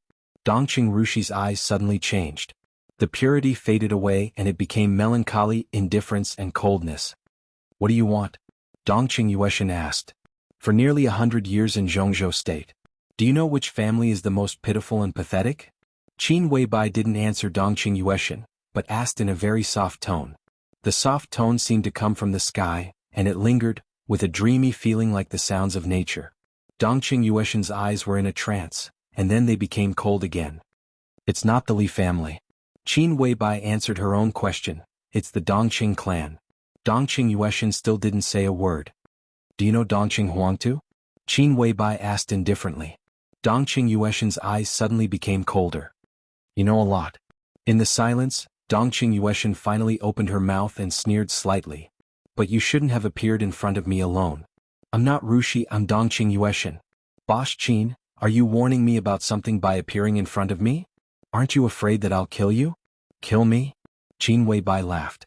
Her laughter was cold and sweet, echoing in the forest like a fairy. What a coincidence. There was once someone who wanted to kill me. Her name was Li Yueshan. Crack. Dongqing Yueshan suddenly took a step forward and lovesickness was unsheathed. She looked at Qin Weibai coldly, and her eyes were hesitant. I know what you want to do. In other words, I know you better than you know yourself. Since you said it's a warning, then it's a warning. Qin Weibai's voice gradually became cold. I really hate you like this. But I like Rushi very much. So, from now on, I don't want to see you again. Do you understand? How can you do that? Dongqing Yueshan was furious. Because I'm Qin Weibai. Qin Weibai slowly turned around and left the forest. If you dare to disobey me, you might as well continue your plan. If you really drive me crazy, you will bear the consequences. I promise you will regret it. She stepped forward. At that moment, Dongqing Yueshan was about to make a move. Clatter. A dull sound suddenly rang out, but it sounded like thunder in Dongqing Yueshan's ears. In her sight, Qin Weibai's footsteps had landed. But another footstep sounded in the void after her footsteps landed, and it coincided with her footsteps. Dongqing Yueshan's face changed dramatically, and she stared at the surroundings of Qin Weibai. At this moment, she realized that the reason why Qin Weibai dared to come over was that she was not alone at all. There was another superior hiding in the void, following her all the time. A superior that she didn't even notice. Saint couldn't do that, and neither could military counselor. The master of Samsara Palace. It could only be the master of Samsara Palace. Dongqing Yueshan suddenly broke out in a cold sweat. Qin Weibai's figure slowly disappeared in the night. Dongqing Yueshan stood where she was quietly. In front of her, the void suddenly began to twist. In her sight, the space in front of her was twisting and shaking. Two beautiful words gradually formed in the void and then became stable. Words were carved in the void. This was the real means of the invincible realm. Dongqing Yueshan stared at the two words, and the expression on her beautiful face kept changing, uncertain. That was the two words that everyone could recognize. But maybe only she understood what it meant. Chapter 221. In the hot and depressing night, Dongqing Rushi began to return, but Li Tianlan was moving forward. He had no choice but to move forward. The fierce fighting had lasted for a day and a night. Li Tianlan himself couldn't tell when he was separated from the others. The village in the number 3 defensive zone was like a hornet's nest. It was not until the real encirclement began that Li Tianlan realized that Jifeng Sword Training School was not the only force stationed there. After the death of the Big Dipper and Wind Ghost, they broke out of the encirclement almost immediately. But before they rushed out of the forest, the elites of East Island from all directions had already surrounded them. The elites of the village behind the forest also moved out in large numbers. At least 1,000 people were like a torrent, instantly drowning them. There was only killing left. There was only fighting left. There were enemies in all directions and all of them were full of killing intent. Ice and fire roared, thunder flashed, airflow surged and gunshots roared. Li Tianlan could only rush in the predetermined direction with all his strength. From night to day until the moonlight faded and the sun rose, Li Tianlan found that he had lost contact with the people around him. Sunset Shadow died. Deep Dream disappeared. Dongqing Rushi disappeared. Du Hanin also disappeared. After he rushed out of one encirclement, he seemed to step into another one. The way back had been completely blocked. Under the almost carpet search of East Island elites, Li Tianlan could only flee in the opposite direction. One day and one night. In the quiet time near the end of the 4th day, Li Tianlan, who was covered in blood, was silently treating his wounds. A lot of blood had dried up on him and some of it was still flowing. Some of the blood belonged to him but most of it belonged to others. Looking from a distance, Li Tianlan was completely covered in blood now. He threw his torn shirt aside. On his back, there was a knife wound so deep that the bone could be seen, as if it was directly carved there, and blood was flowing. The sword wound was nearly 30 centimeters long, and a lot of blood gushed out of the wound. Li Tianlan tore off a piece of bark and bit it in his mouth. His whole body shook. A layer of fire burned directly on his back.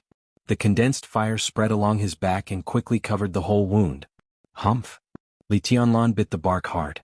Under the sharp pain, his face suddenly became distorted and pale, but his eyes were full of indifference and chilling tranquility. The wounds and large pieces of flesh were burnt by the fire and barely healed together. Li Tianlan's expression was cold, and the flames on his fingertips rose again. His chest, abdomen, arms, thighs and some relatively shallow wounds were all burnt little by himself. Cold sweat kept flowing down his forehead. Li Tianlan, whose whole body seemed to emit a burnt smell, had a twisted face, but his calm eyes gradually revealed a kind of crazy chill. The flame wiped the last wound on his body. Li Tianlan, who was on the verge of collapse, moved his body and leaned against the tree behind him. He took out the almost bitten-through piece of bark from his mouth and ate it without looking at it. Only one day had passed. But Li Tianlan was completely different. For nearly a day and a night, East Island obviously regarded him as the main target of encirclement and suppression.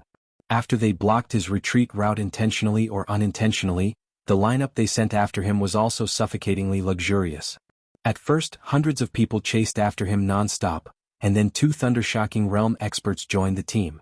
In less than 6 hours, the Thundershocking Realm experts increased from 2 to 4. Then the half-step Invincible Realm experts showed up in person. The mighty chase of hundreds of people finally dispersed. In the end, it turned into a hunting team led by 2 half-step Invincible Realm experts, 5 Thundershocking Realm experts, and almost 20 Fire-Flaming Realm experts. Such a lineup was just to chase after a young man. East Island had paid great attention to him. Li Tianlan himself didn't know how many people he had killed. Elites of the Qi-controlling realm and the ice-condensing realm died under the human emperor's hands one after another. He rushed from the forest to the highway, then into the mountains and finally into the forest. He fled all the way to the edge of the battlefield. And the strength of the people chasing him was getting stronger and stronger.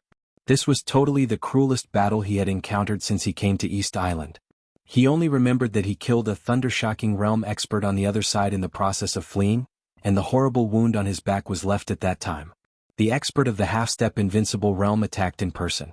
That saber and the sword light crisscrossed the forest, almost splitting his body in half.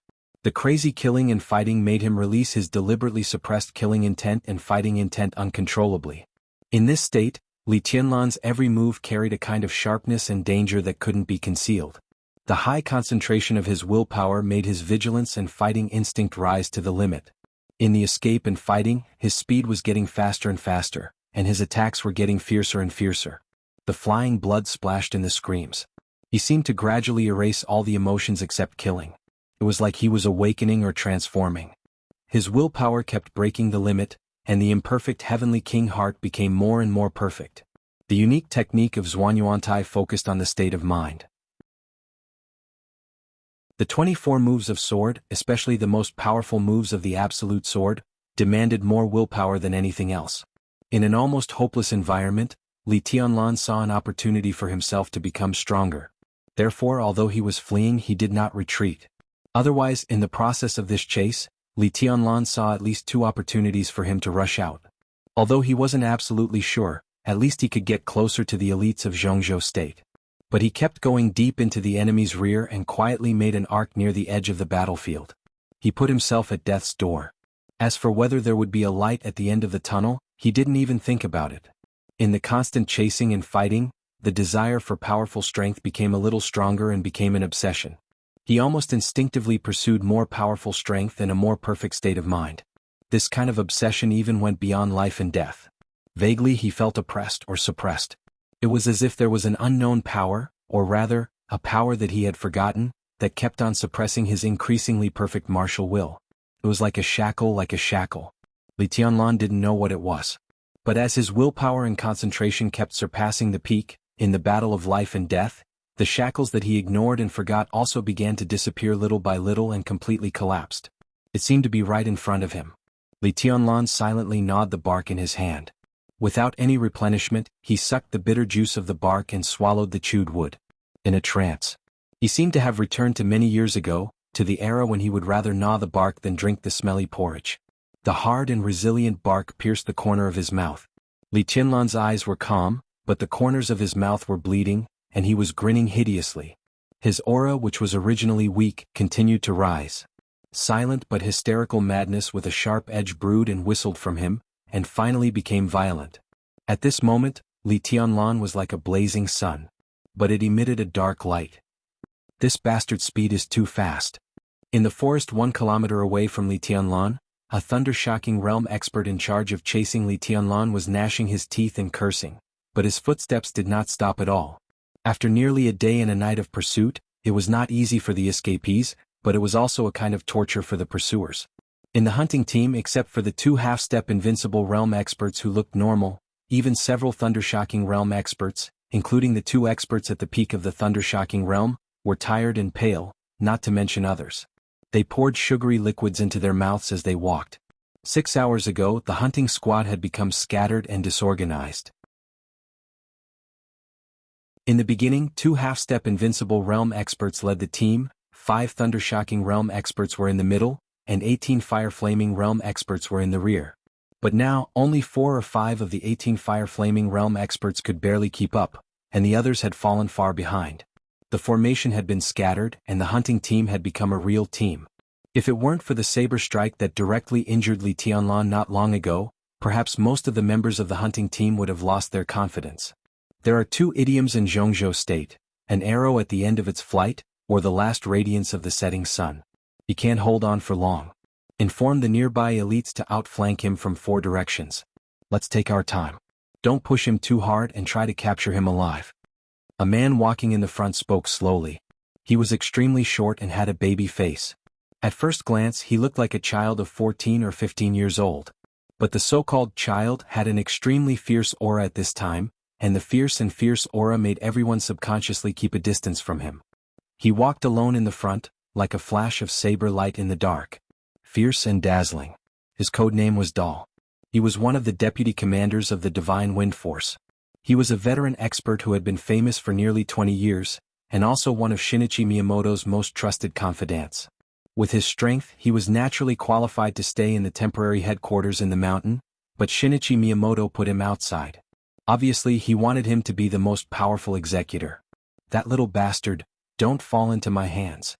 A thunder-shocking realm expert muttered to himself, with resentment and anger in his eyes. What can I do if I fall into your hands? The baby smiled. There were even 2 deep dimples on his baby face which could hide his real age very well, and he looked a little cute. The thunder-shocking realm expert who spoke first paused and kept silent. He was also from the Divine Wind Force, and he had a high status in the Divine Wind Force. In his position he naturally knew some secrets, and he also knew the importance of Li Tianlan to East Island. This man, if they could capture him alive, they could never kill him. The best way to deal with him was to rope him in and ask him to surrender. It's said that His Majesty has said that if he catches Li Tianlan, as long as he is willing to surrender, he can choose any of the 2 unmarried royal princes, and they can even follow him. This is really... Another superior of the half-step invincible realm said thoughtfully and then shook his head. Everyone else was shocked at the same time. The Mikado had 3 daughters now. The eldest daughter, Princess Yukiko, was married, and the other 2 royal princes were still unmarried. They were a pair of world-famous beauties and many people were coveting them. In order to rope Li Tianlan in, the Mikado was willing to let the 2 royal princes follow him, which showed how important Li Tianlan was, but it also showed how embarrassed East Island was now. It's really funny. Baby Doll shook his head and gave his evaluation in a knowing manner.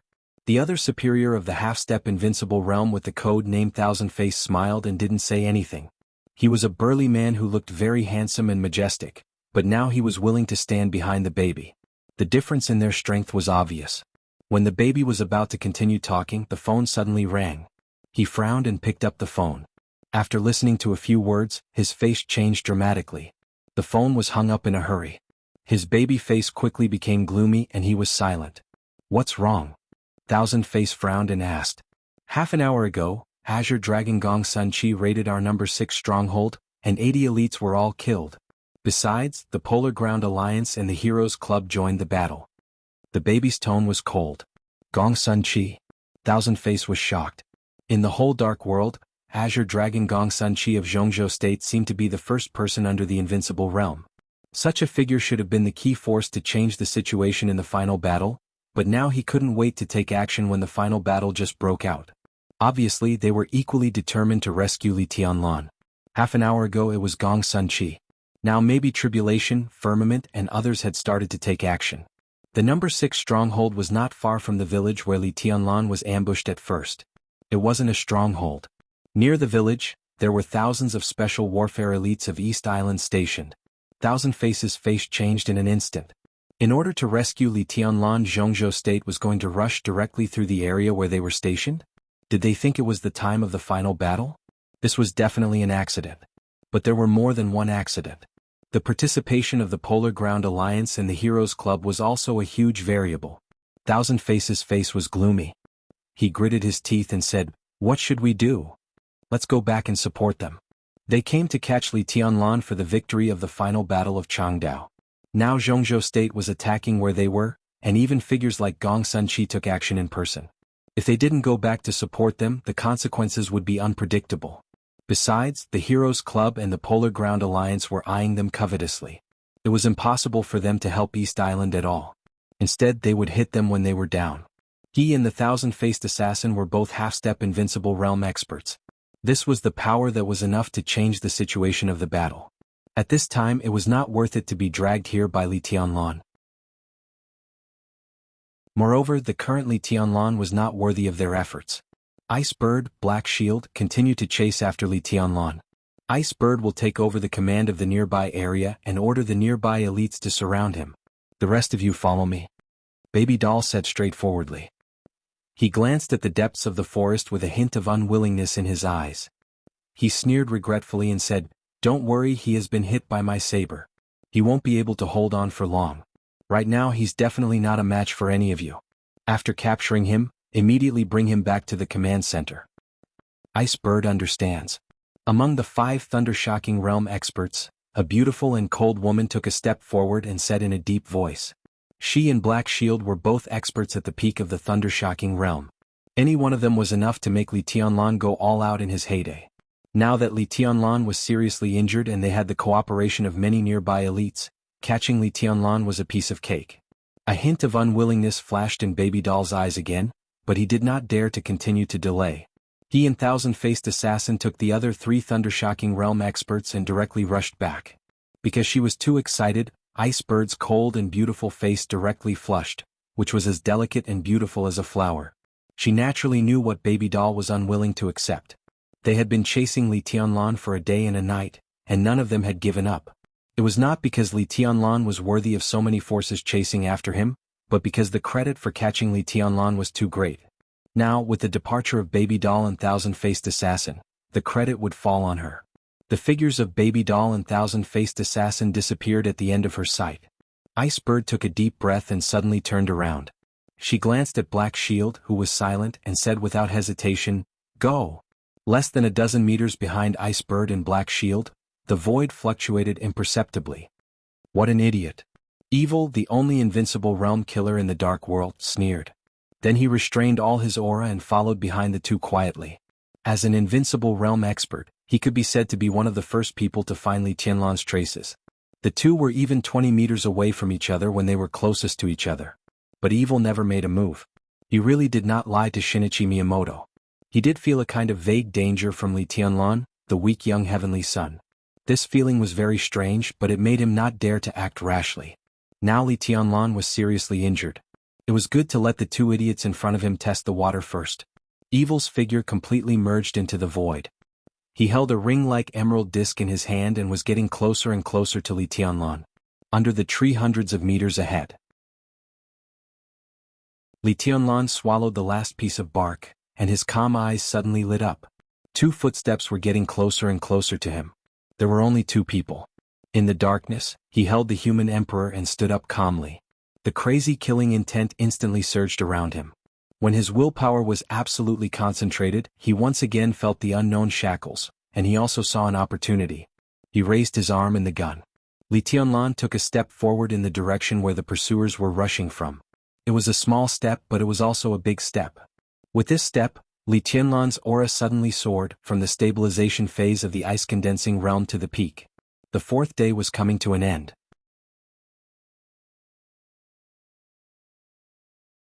Chapter 222. It soared. The silver human emperor was fully stretched out, and the 2-meter-long spear body was lifted. Li Tianlan's killing intent began to rise almost limitlessly. The feeling of being imprisoned grew stronger and stronger. He could clearly feel the existence of the shackle, as if someone had suppressed or temporarily erased some memories, which even affected his will that he had always thought was perfect. The feeling that he could touch it but could not break it became more and more obvious. Li Tianlan became more and more agitated and even vaguely felt that he was about to suffocate. Break the shackle. Li Tianlan suddenly let out a long roar, and the uncontrollable killing intent in the forest became boiling and violent. In this state, Li Tianlan was crazy, dangerous, and ferocious like a demon. Ice Bird and Black Shield seemed to have received a signal. Li Tianlan's long roar was so clear and undisguised. Without any hesitation, the two of them rushed over. Li Tianlan did not move. The two blue electric lights, which were extremely clear in the night, broke through the forest, approached quickly, and finally hovered in the air in front of him. "How dare you stop?"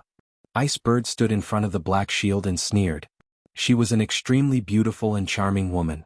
She had a plump figure and soft facial features, but her beautiful eyes were filled with cold light.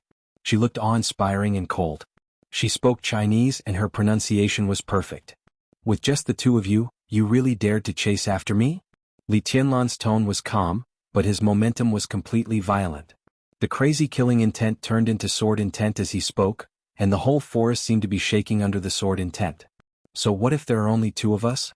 I admit that you have unlimited potential, but do you really think that you can make us fight with you now? If we hadn't been afraid that you would do something desperate, you would have fallen into our hands or become a dead man." Ice Bird said blandly. She was indeed a very charming woman, confident and peaceful. Even when she was hostile, she still maintained her demeanor. In the darkness with extremely low visibility, the blue electric lights made her indescribably dazzling, and her clothes fluttered in the wind, which was pleasing to the eye. "Ha!" Li Tianlan smiled, and the tranquility in his pupils had completely turned into a dead silence, which looked enchanting and deep. "You're badly injured. I don't recommend fighting with us. If you're willing to go back to Dongdu with us, I can guarantee that East Island won't hurt you, and will give you the best treatment, power, status, women, whatever you want. You can even choose the inner princes of the imperial family." Ice Bird promised in a solemn and sincere tone. This was definitely not a lie, and it was even too general. Li Tianlan's value was definitely worth East Island's great efforts to win him over. If he was willing to join East Island, the royal family would do anything. After all, even if this young governor of Sai City in Jianghu State couldn't change the position of Sai City, he could influence Samsara Palace to a great extent. Besides, his potential was terrifying enough. If such a figure joined East Island, he could change more than just the Battle of Changdao, and he could even affect East Island's position in the Dark World in the future. If such a figure joined East Island sincerely, his position in East Island would probably surpass all the princes of the imperial family, and he would become one of the most important figures in the whole East Island in the future. Ice Bird's tone became more and more sincere, and she continued, "As long as you're willing to join us, we're willing to help you investigate your father's treason case, and declare war on Kunlun City. We'll do our best to help you get revenge. Please believe in our sincerity." When the time was right, with Li Tianlan and the treason case as the primer, East Island was fully capable of setting off a storm in Jianghu State and seriously damaging the strength of Jianghu State. Ice Bird felt no pressure to make such a promise. "Are you done?" Li Tianlan suddenly asked. As he spoke, his hand holding the human emperor suddenly stabilized and no longer trembled. In an instant, the killing intent on Li Tianlan's body rose to the peak. "You?" Ice Bird frowned, but before she finished speaking, in her sight, Li Tianlan had already taken a gentle step forward.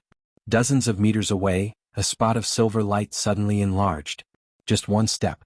The ferocious and exquisite body of the human emperor, with a blazing fire, had already appeared in front of her chest. Li Tianlan was definitely a straightforward person. If he could make a move, he would never waste time. He barely suppressed the sharp pain in his body, and at the moment when his momentum was at its peak, he directly attacked without hesitation. "Go all out." Ice Bird, who had been prepared for this, retreated in an instant. The dazzling lightning roared out around her in an instant. The twisted electric arc twisted and spread in the air, and the fire turned into sparks falling in the lightning. Only the silver spear was still stabbing straight ahead, pressing forward with indomitable will. Clang! A heavy long saber hacked hard on the human emperor, and the bright saber light was completely covered by the lightning.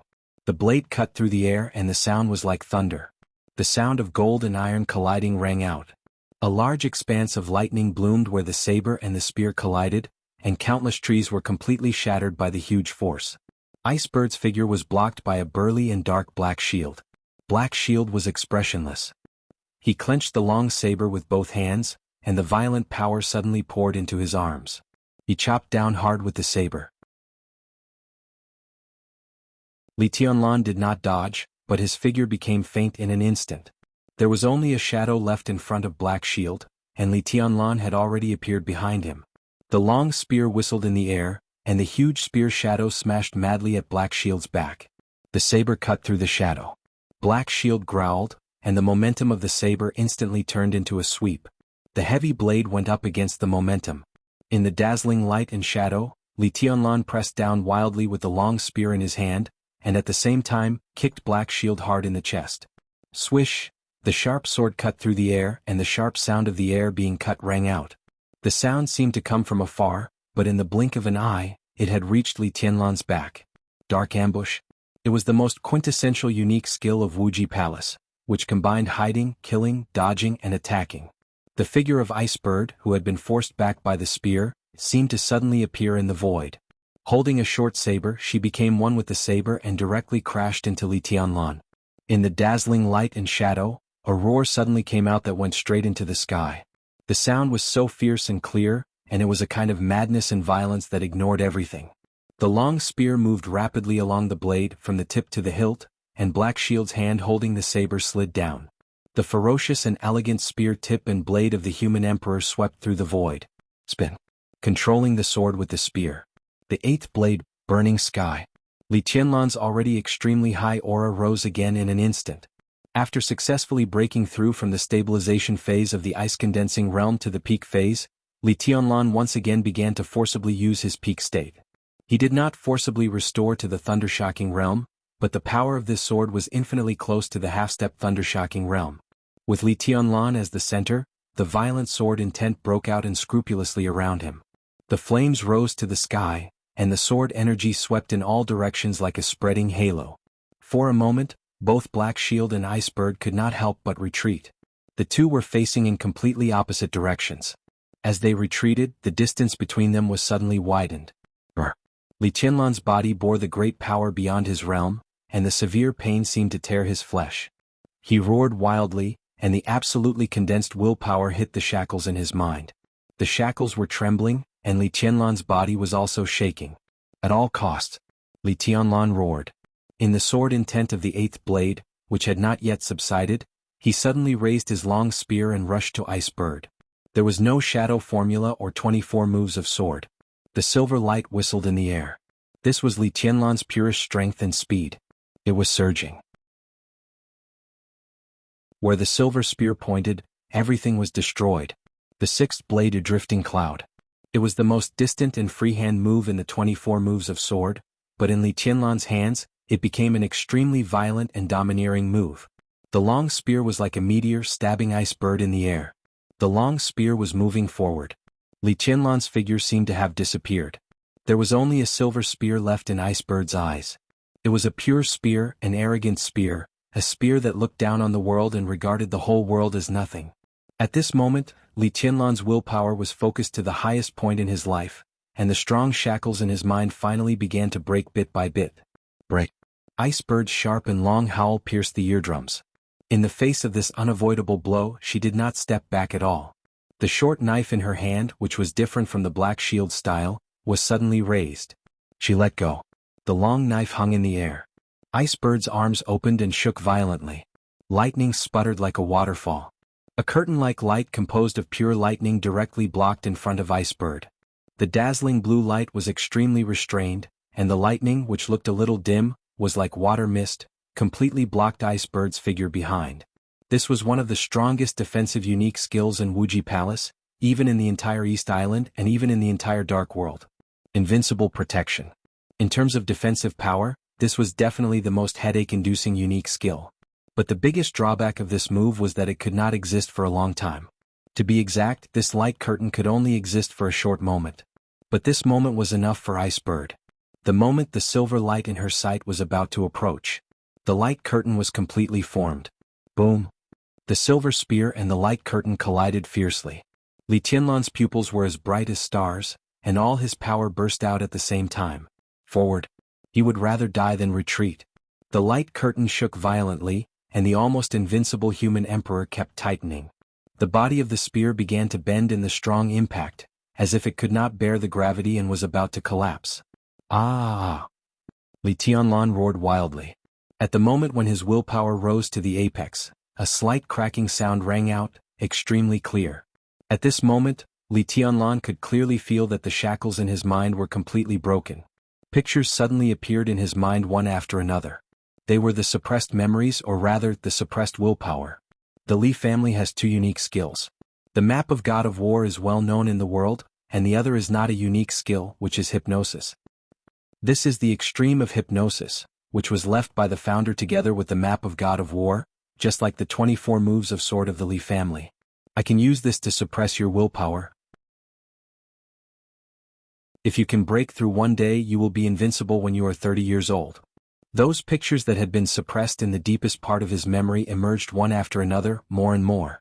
With the soft bell sound in the depths of his memory that seemed to ripple into the depths of his soul, all kinds of pictures kept flashing. The human emperor kept hitting the light curtain in front of him. His willpower had a breakthrough in all aspects. Although his realm had not changed, his sword intent was several times sharper and purer than just now.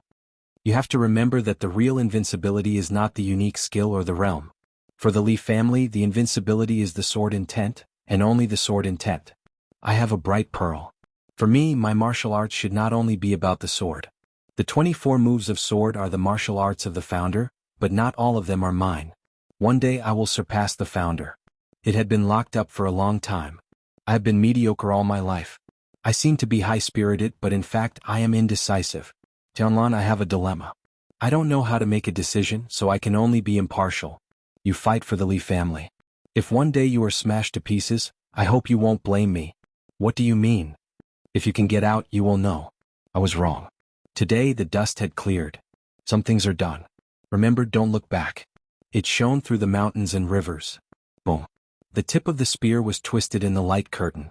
Ripples spread in the light curtain, turbulent, and finally broke. Pictures and a large number of memories hit his mind. The memory was so clear. Everything in his sight was so clear. The broken light curtain flew in all directions in the explosion. The absolute power exploded in the collision and directly turned into a wave of air filled with blue electric arcs.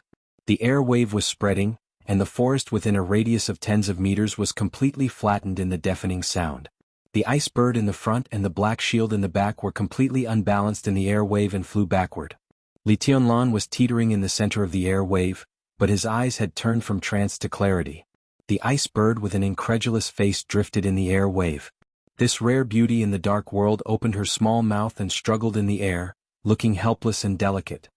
It shone through the mountains and rivers, he whispered to himself, and suddenly clenched the broken spearhead of the human emperor. He lifted the pen and the spear. Li Tianlan suddenly raised his hand. The human emperor turned into a straight silver light in the air and was thrown out by him. The silver light flashed and the sharpness was shocking. The human emperor drew a straight line in the air. In the irresistible sharpness, the broken spearhead directly penetrated into the mouth of the ice bird. In an instant, the beautiful head completely shattered. In the darkest time before dawn, it directly burst into a mist of blood. When the darkness grew thicker, the morning was already close at hand. Where there was night, there would be morning.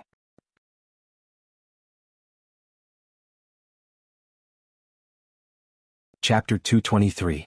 As the most elite super-large comprehensive corps of Jianghu state, once a war broke out, the Border Praetorian Corps would be the first to be familiar with the enemy's artillery and the backbone to undertake a large number of combat tasks.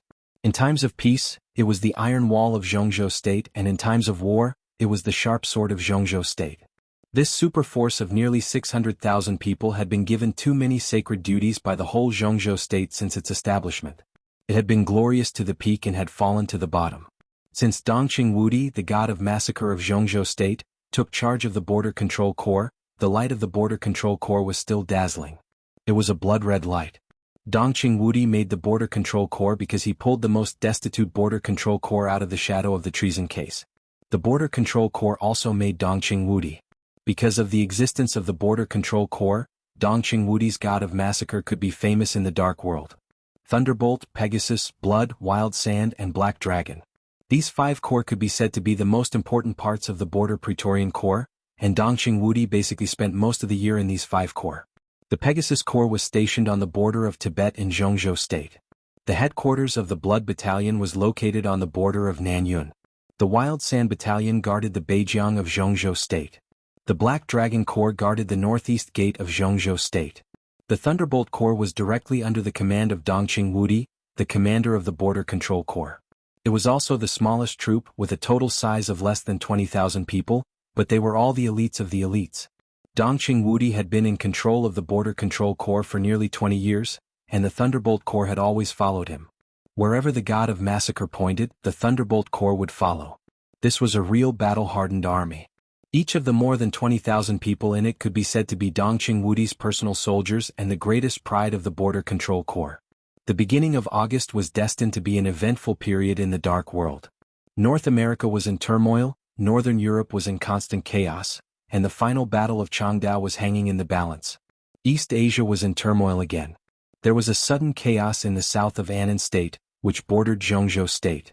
The Scorpion organization, which had disappeared in Annan State for nearly a decade, revived. As soon as it appeared, it had the momentum of starting a prairie fire. In just a few days, the Scorpion organization had occupied 3 cities in the south of Annan State. In less than 2 days, it was said that the Scorpion organization had more than 100,000 people. The Annan State was in chaos, and the international news was in an uproar. The Annan government, under great pressure, immediately transferred the military forces in the north to the southern battlefield to encircle the Scorpion organization.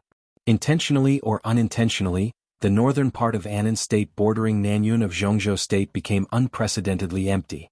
The land in the northern part of Annan State was now almost unguarded and exposed to the site of Jianghu State. Under this kind of delicate and complicated situation, the nearly 20,000 elites of the Thunderbolt Battalion were all dispatched, directly heading south into South Cloud Province. Marshal Dongqing Wudi, the god of massacre of Jianghu State, personally led the Thunderbolt Battalion to the headquarters of the Blood Battalion. For a moment, the whole world was shocked, and countless people's eyes began to shift from East Island to the border of Jianghu State. Even some countries that had cooperated with Jianghu State to suppress the currency of East Island expressed doubts. Regardless of whether they understood what was going on or not, their actions clearly expressed the hope that Jianghu State would remain rational. The Secretary of State of Star State even raised doubts at the United Nations meeting. He said that he did not understand the intention of the Thunderbolt Battalion of Jianghu State to suddenly go south, and further suggested that Jianghu State withdraw the Thunderbolt Battalion.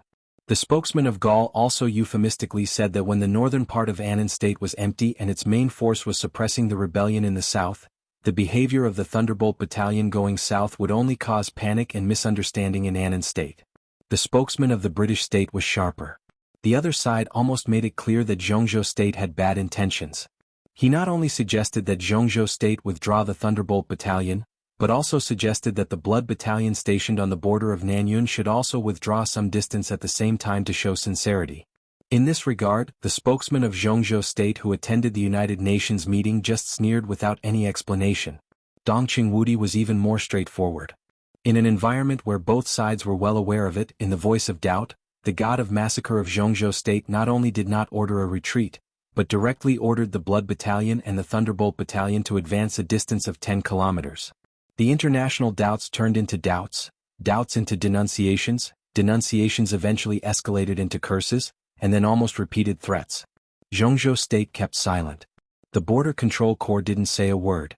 They just did their own things despite the clamor of the outside world.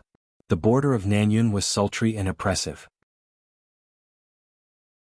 On a hillside less than 10 kilometers away from the border, Dongqing Wudi, who had just gotten up, flipped through the newspaper and narrowed his eyes slightly. The international pages of the newspaper were full of accusations and threats from other big countries against Jianghu State. The tone was tough, and the accusations were similar to taking advantage of others' difficulties and losing the demeanor of a superpower. Dongqing Wudi glanced at it a few times, threw the newspaper aside and said with a sneer, "Clowns. They are good at acting, but that's all they can do. Sanctions? Bullshit." A strong man who was sleeping near him heard his voice, turned over in a daze and sat up from the stall. Under the yellowish light, it could be clearly seen that the sweat on the man's face was flowing down. He looked at Dongqing Wudi, who had put on his military uniform, and said with a wry smile, "Marshal, don't you feel hot?"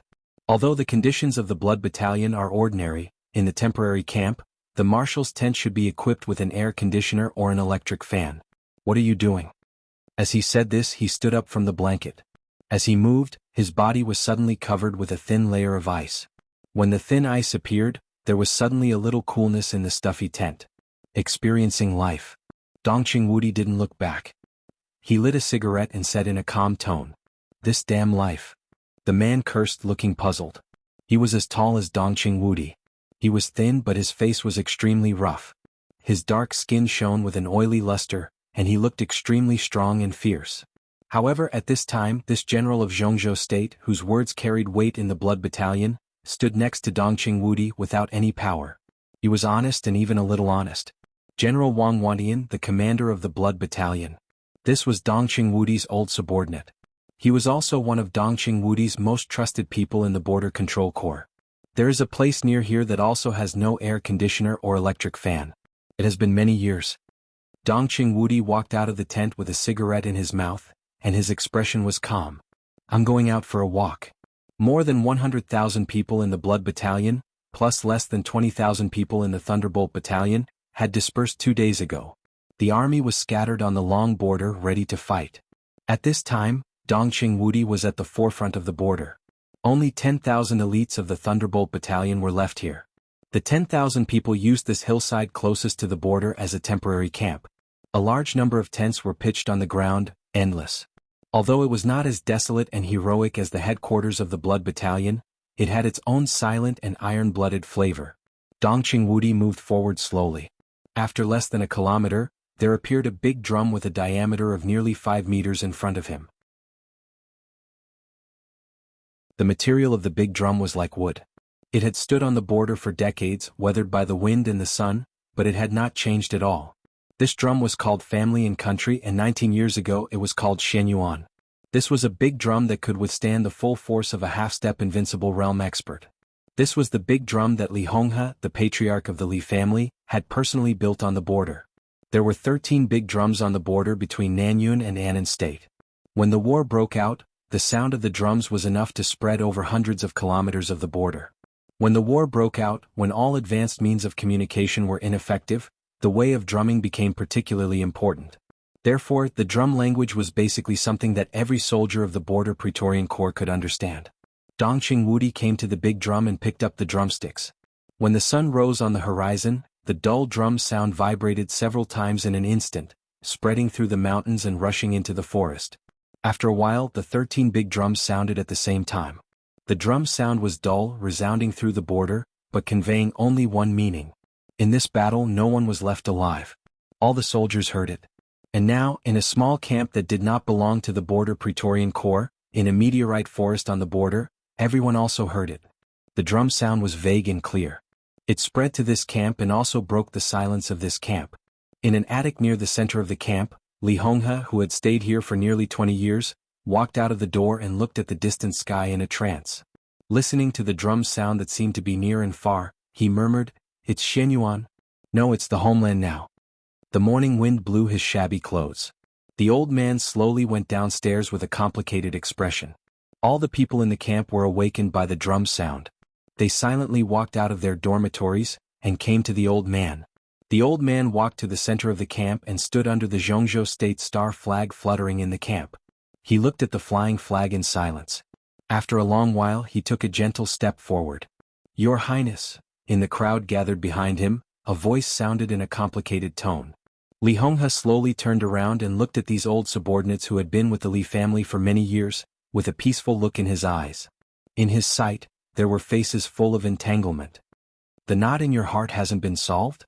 After a long silence, he looked at the crowd in front of him and suddenly asked with a chuckle, "How to solve it?" Another voice sounded in the crowd, full of bitterness and even a little ferocious. Li Honghe didn't look at who was speaking but said gently, If you can't solve it, then don't. We're soldiers. The drum of the homeland is beating and the war is about to start. What do you think I should do? There was only silence in the crowd. Dead silence. No one spoke. Li Honghe looked at them quietly. There was no disappointment or joy in his eyes, only calmness. After a long time. Li Honghe slowly turned around and slowly reached out to the star flag standing in front of him. I can understand you, so you don't have to ask me where you're going. I'm not the god of war, but I'm still a soldier. So I'll go. He paused and continued, you can stay or go to the war, but you don't have to go with me. He abruptly exerted strength in his hand that was holding the flagpole and directly uprooted the flagpole that was several meters tall. The scarlet star flag surged in his hand and made a loud noise. Li Honghe's eyes were in a trance. He looked up at the scarlet above his sight and muttered to himself, "Old buddy, let's go."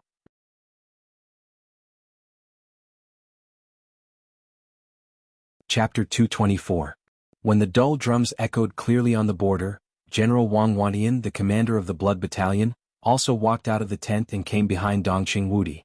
Wang Wantian, dressed in military uniform, stood tall and straight. The golden general star shone in the sunlight. He stood upright behind Dongqing Wudi with a solemn expression, looking determined and decisive, full of murderous intent. Murderous intent. This was something that had been injected into everyone since the establishment of the Border Praetorian Corps, and it was carried forward in Dongqing Wudi's hands.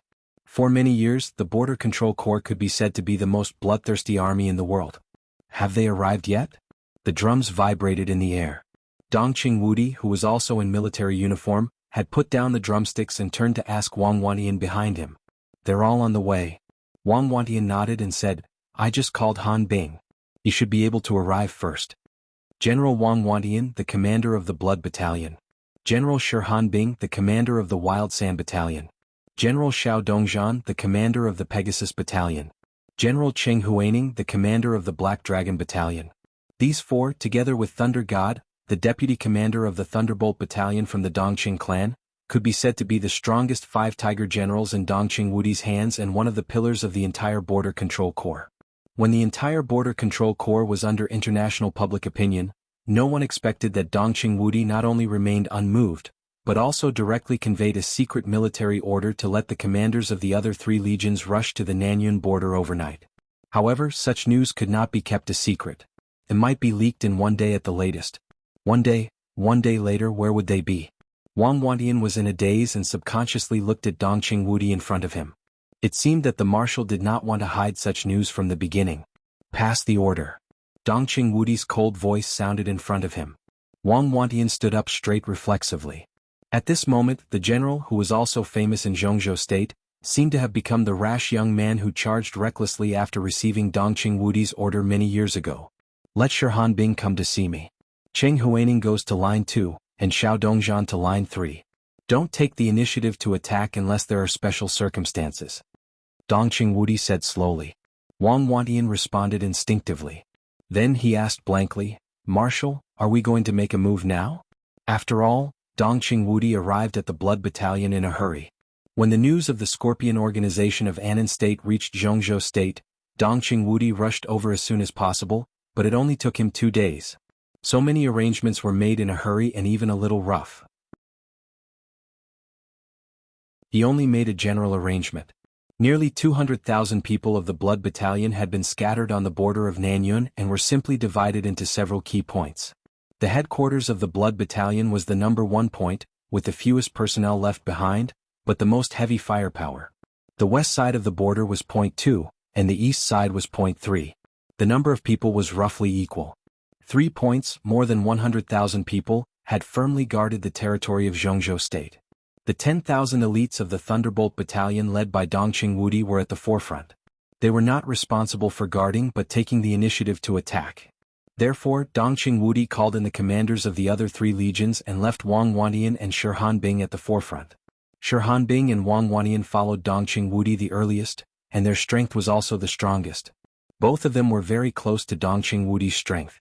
The 3 masters plus the 10,000 elites of the Thunderbolt Battalion formed the sharpest knife on the border of Nanyun. Now the commanders of the other 3 legions had arrived at the border. With the 3 of them in place, everything seemed to be ready. It's not us who are going to move. It's them. Dongqing Wudi sneered and pointed to the direction of Annan State outside the border. His eyes were bloodthirsty and cold. He looked up at the rising sun in the east, took a deep breath and whispered, "It's the 5th day. If we don't move now they won't have time." Damn it.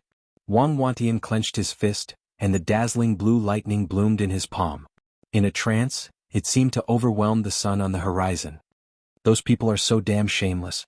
How dare they put pressure on us at the United Nations? Bullshit. Bad intentions? Who on earth has bad intentions? What are they? Who doesn't know that the Scorpion organization was subdued by Annan State several years ago? The whole Scorpion organization has been F*King reorganized into the Scorpion Corps. Rebellion? F*CK them. Enough. Dongqing Wudi said in a very low tone. His whole body was bathed in the rising golden sun, and his expression could not be seen. Wang Wantian shut his mouth with hatred. The Scorpion Rebellion is a rebellion. Now the northern forces of Annan State are empty. That's a fact. Dongqing Wudi said blandly. But they are not empty at all. The northern army did not move at all, but, Wang Wantian shouted with a fiery temper. You stubborn donkey, it's none of your business whether the Scorpion organization rebelled or not. If Annan State says there is a rebellion, then there is a rebellion. Isn't it normal for them to transfer troops from the north to suppress the rebellion? As for who and how many people will appear in the north of Annan State, it's none of Annan State's business. They have limited energy, so they are busy suppressing the rebellion. You have to tell the truth, you know. Do you think the international public opinion is not lively enough? A helpless voice suddenly rang out behind Wang Wantian. It was cold and indifferent. In the sun, a tall, thin and somewhat slender figure came slowly. He glanced at Dongqing Wudi, who had a smile at the corner of his mouth. He gave a military salute and said respectfully, "Marshal." Shihanbing was just like his name. He was cold and expressionless. He had an unapproachable aura all over his body. Even in front of his immediate superior and old brothers, the indifference on his body only melted a little. Damn ice block, who are you calling stubborn donkey? Don't I understand what's going on? I just can't bear it. Wang Wantian stared at him and swore. That's enough. Dongqing Wudi waved his hand. Annan State is in the north. I know. How many troops does the Scorpion have in the north of Annan State? It was a bit inappropriate, but Wang Wantian answered honestly, about 90,000 Annan State troops. Dongqing Wudi glanced at him and said nothing. Now there are no troops in the north of Annan State, only the rebels of the Scorpion. Shihanbing reminded him calmly. Bullshit. Wang Wantian snorted. Do you really think you're different after changing the flag? They haven't even changed the equipment of the base. I can call them whatever I want. Time is short. We don't have time to arrange too much, and neither does Annan State. But stubborn donkey, if you don't want to get into trouble, you have to admit that they have nothing to do with Annan State. No matter how many people we kill today, they are the rebels of the Scorpion. Shihanbing's tone was flat. I just don't know how many chips those people have given Annan State. Can they really afford such a big gamble? The Polar Ground Alliance, the Heroes Club, the Jianghu family of South America, the Fantasy World, and Knights Templars, these 5 forces together, what chips can't they give? If necessary, Annan State is likely to say that all its troops are rebels. But now it seems that they still want to save face, so they didn't go too far. Dongqing Wudi said blandly, but the number is not small. 90,000 people, plus the elites of the 5 forces, maybe they think it's enough? Marshal, they don't come with good intentions. Shihanbing reminded him in a serious tone. The final battle of Changdao had broken out, and the power of Jianghu State was now completely scattered. There were people of Jianghu State in Northern Europe, North America, and East Island. It was hard to say how much extra power Jianghu State had to pay attention to the border. Now it was the 5th day of the 7 days. The 5 forces took advantage of the scattered power of Jianghu State to plot the border. They would do anything. As long as they succeeded, they could even give up the interests of East Island. For the 5 forces, the best way was to end the war quickly and decide everything in 1 or 2 days. Otherwise, when the Battle of Changdao was over and Jianghu State withdrew part of its power, everything would be too late. After all, this was different from the final Battle of Changdao. When Jianghu State plotted against East Island, the Dark Forces were the first to take action, but the 5 forces were directly attacking the army of Jianghu State with the help of the rebels. This was completely different. Jianghu State didn't need to pay attention to any means or rules to deal with the rebels and invaders. Therefore, in 2 days they had to occupy Nanyun province and at least completely swallow the blood battalion of nearly 200,000 people. This was the common demand of the five forces. Now the final battle of Changdao had reached a critical moment. Once the war broke out at the border of Jianghu state, it could not only restrain the experts of Jianghu state who wanted to go to Changdao for support, but also put great psychological pressure on the people of Jianghu state in North America and Northern Europe. This was the conspiracy of the five forces. Even at the border, Jianghu state, which had the home advantage, might not be able to gain any advantage.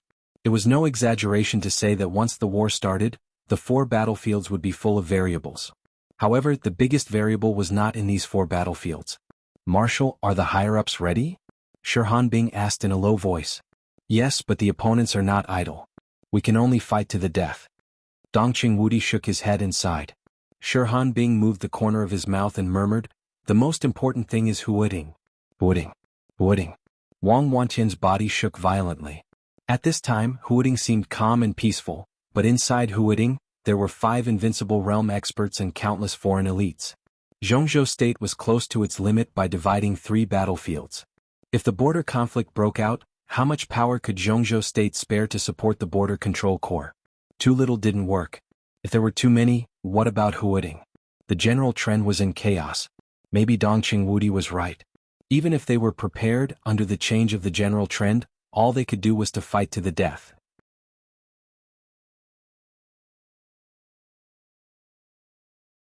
Chapter 225. The spear was awe-inspiring. It stood quietly on the ground, but it had a kind of spirit to roar between heaven and earth. It was an extraordinary spear. The spear was nearly 3 meters long, and its entire body was jet black. It was huge and heavy, and its black body was engraved with dense embossed patterns that extended from the butt of the spear all the way to the barrel and then back again. The complicated patterns were connected to the exceptionally huge trigger, and it was done in one go, as smooth as flowing water. An extraordinary spear. An earth-shaking spear. It was not ferocious or domineering, but it had an irresistible majesty. A big slender hand held the spear. The large sniper rifle, nearly 3 meters long, was raised by one hand and pointed to the distant sky outside the window. With a spear in hand, it shot into the sky. The invincible spear and the invincible man were the best in the world.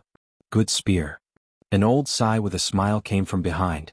My nephew's greatest wish in his life is to develop a real famous gun. We have Mad Shot and Sky Attack, but they are all failures. There is still a long way to go before we can develop a real famous gun. What can be used is the best.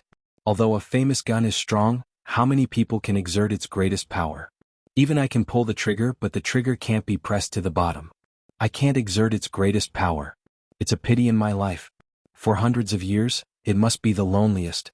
Wang Tianzong stroked the big black spear in his hand gently. The black sniper rifle glowed, and the body of the spear seemed to be slightly distorted. The complicated patterns were also gently fluctuating and turning into other shapes. Famous guns are all alive. How can it be possible to force it with a dead thing? Wang Tianzong held the big black spear in his hand and continued to speak. My old man doesn't understand these things. Let him study it. At least it's not a bad thing. Dongqing Hongguang, who was standing behind Wang Tianzong, said with a smile. Wang Tianzong smiled and said no more. The patriarch of the Wang family of Beihai. The old patriarch of the Dongqing clan. The two standing together had an extraordinary meaning for the whole Jianghu state. In fact, when the 7-day period of East Island spread to Jianghu state, the Wang family of Beihai and Kunlun city had already started a series of contests. Although the contest was short, it was quite fierce. The final result was finally determined on the morning of the 5th day. Wang Tianzong appeared beside Dongqing Hongguang, while Gu Xingyun stayed in Huading. The winner and loser were clear. But it was still hard to say who suffered a loss, the Wang family of Beihai or Kunlun city. Old master, did I disappoint you by appearing here? Wang Tianzong turned around with a faint smile on his face and chuckled. Is there any difference? Is there? Dongqing Hongguang said calmly. Having retired for many years, the old master didn't care about worldly affairs, so he didn't beat around the bush. He was surprisingly frank. Neither you nor Gu Xingyun are the candidates I want. I don't. 2 of you. And I have you both of you. And I and you. There is still a difference. Wang Tianzong looked out of the window calmly.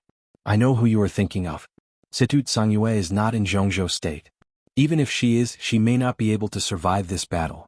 In contrast, I think I am the most suitable choice. Dongqing Hongguang shook his head and said with a smile, maybe? Over the border of Nanyun, the helicopter flew at a low altitude, and the huge whistling sound of the rotors surged in the wind. Looking down through the cabin window, the large canopy of the primeval forest below rose and fell like waves as the helicopter moved forward. Who do you think will come this time? Dongqing Hongguang asked suddenly. Who knows? In such a big game, the one who comes will definitely come back, and it's a big guy. We can't know who it is until we see it. Wang Qinzong responded casually. You are confident. Dongqing Hongguang's tone was indifferent. It was hard to tell whether he was sighing with emotion or mocking. Wang Qinzong said softly in a calm tone, I am invincible. Dongqing Hongguang snorted. He seemed to want to refute something, but he didn't know how, so he could only close his eyes and rest. Why are you angry, old master? Although the Wang family of Beihai took advantage of the Dongqing clan this time, there will always be returns in the future. Brother Invincible won't be able to stay in the Border Control Corps for long, right? The Wang family of Beihai is willing to contribute to the future layout. Wang Qinzong suddenly smiled and said in a sincere tone. Dongqing Hongguang didn't open his eyes but said in a cold tone, if Gu Xingyun were here, I'm afraid he would give more. Indeed. Wang Qinzong agreed and said with a chuckle, but it's a pity that he can't come. In the three-party game, Old Master has gained enough. Why do you take it seriously? We've already given out enough. Dongqing Hongguang sneered and said with no expression, if the Dongqing clan had an invincible realm expert, why would they take advantage of you now? The martial arts of the Dongqing clan specializes in killing intent, and there was indeed a famous figure in the dark world. In fact, it should be your father's generation, right? But later, you integrated the martial arts of Jade Pool and wanted to integrate killing intent and outburst. Now it seems that the effect is not so good. Maybe it has. It's not conclusive yet. Dongqing Hongguang interrupted Wang Tianzong. It's just 2 generations. The Dongqing clan will definitely have the strongest invincible realm expert, either now or in the future. Really? Wang Tianzong asked with a smile, but his eyes were shining with inexplicable brilliance. Dongqing Hongguang seemed to realize that he had said something wrong. His face changed slightly, and he glared at Wang Tianzong without saying anything.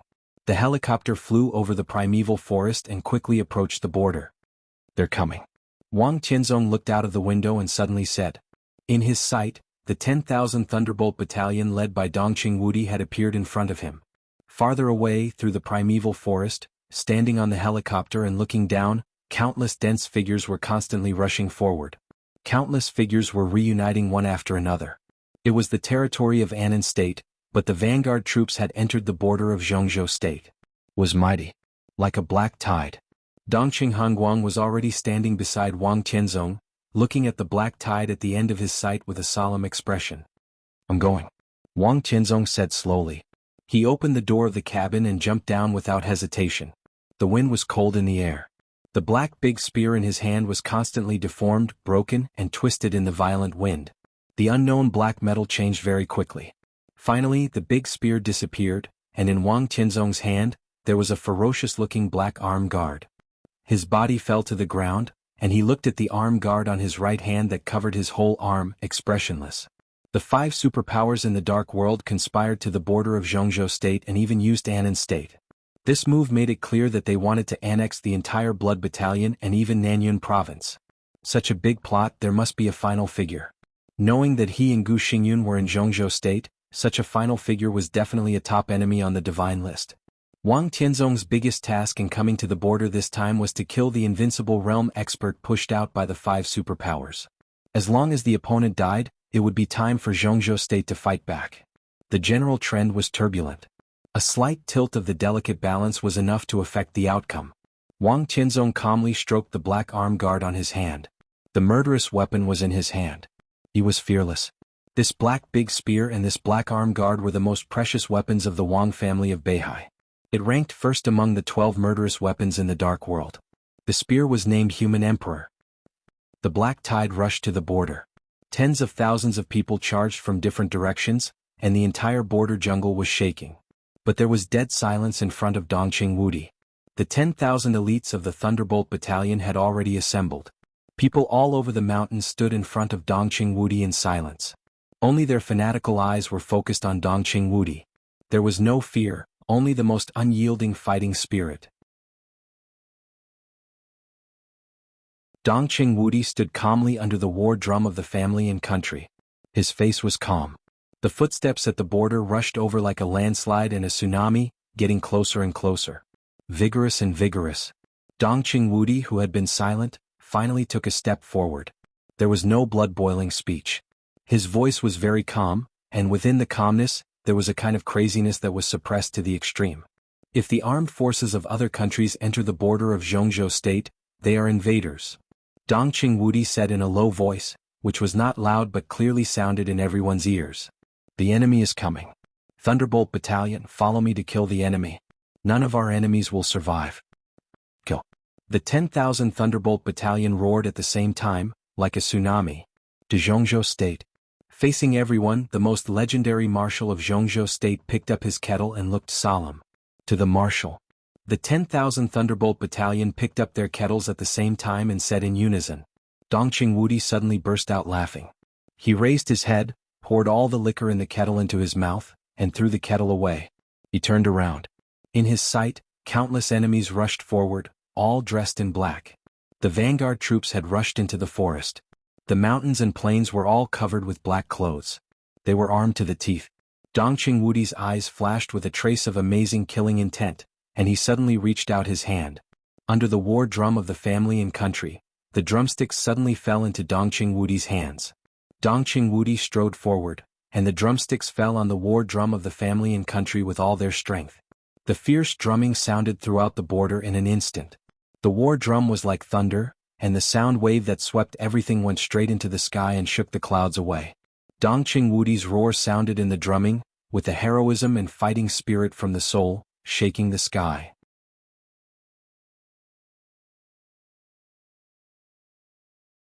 Chapter 226. The Thunderbolt Battalion marched on. The Blood Battalion defended to the death.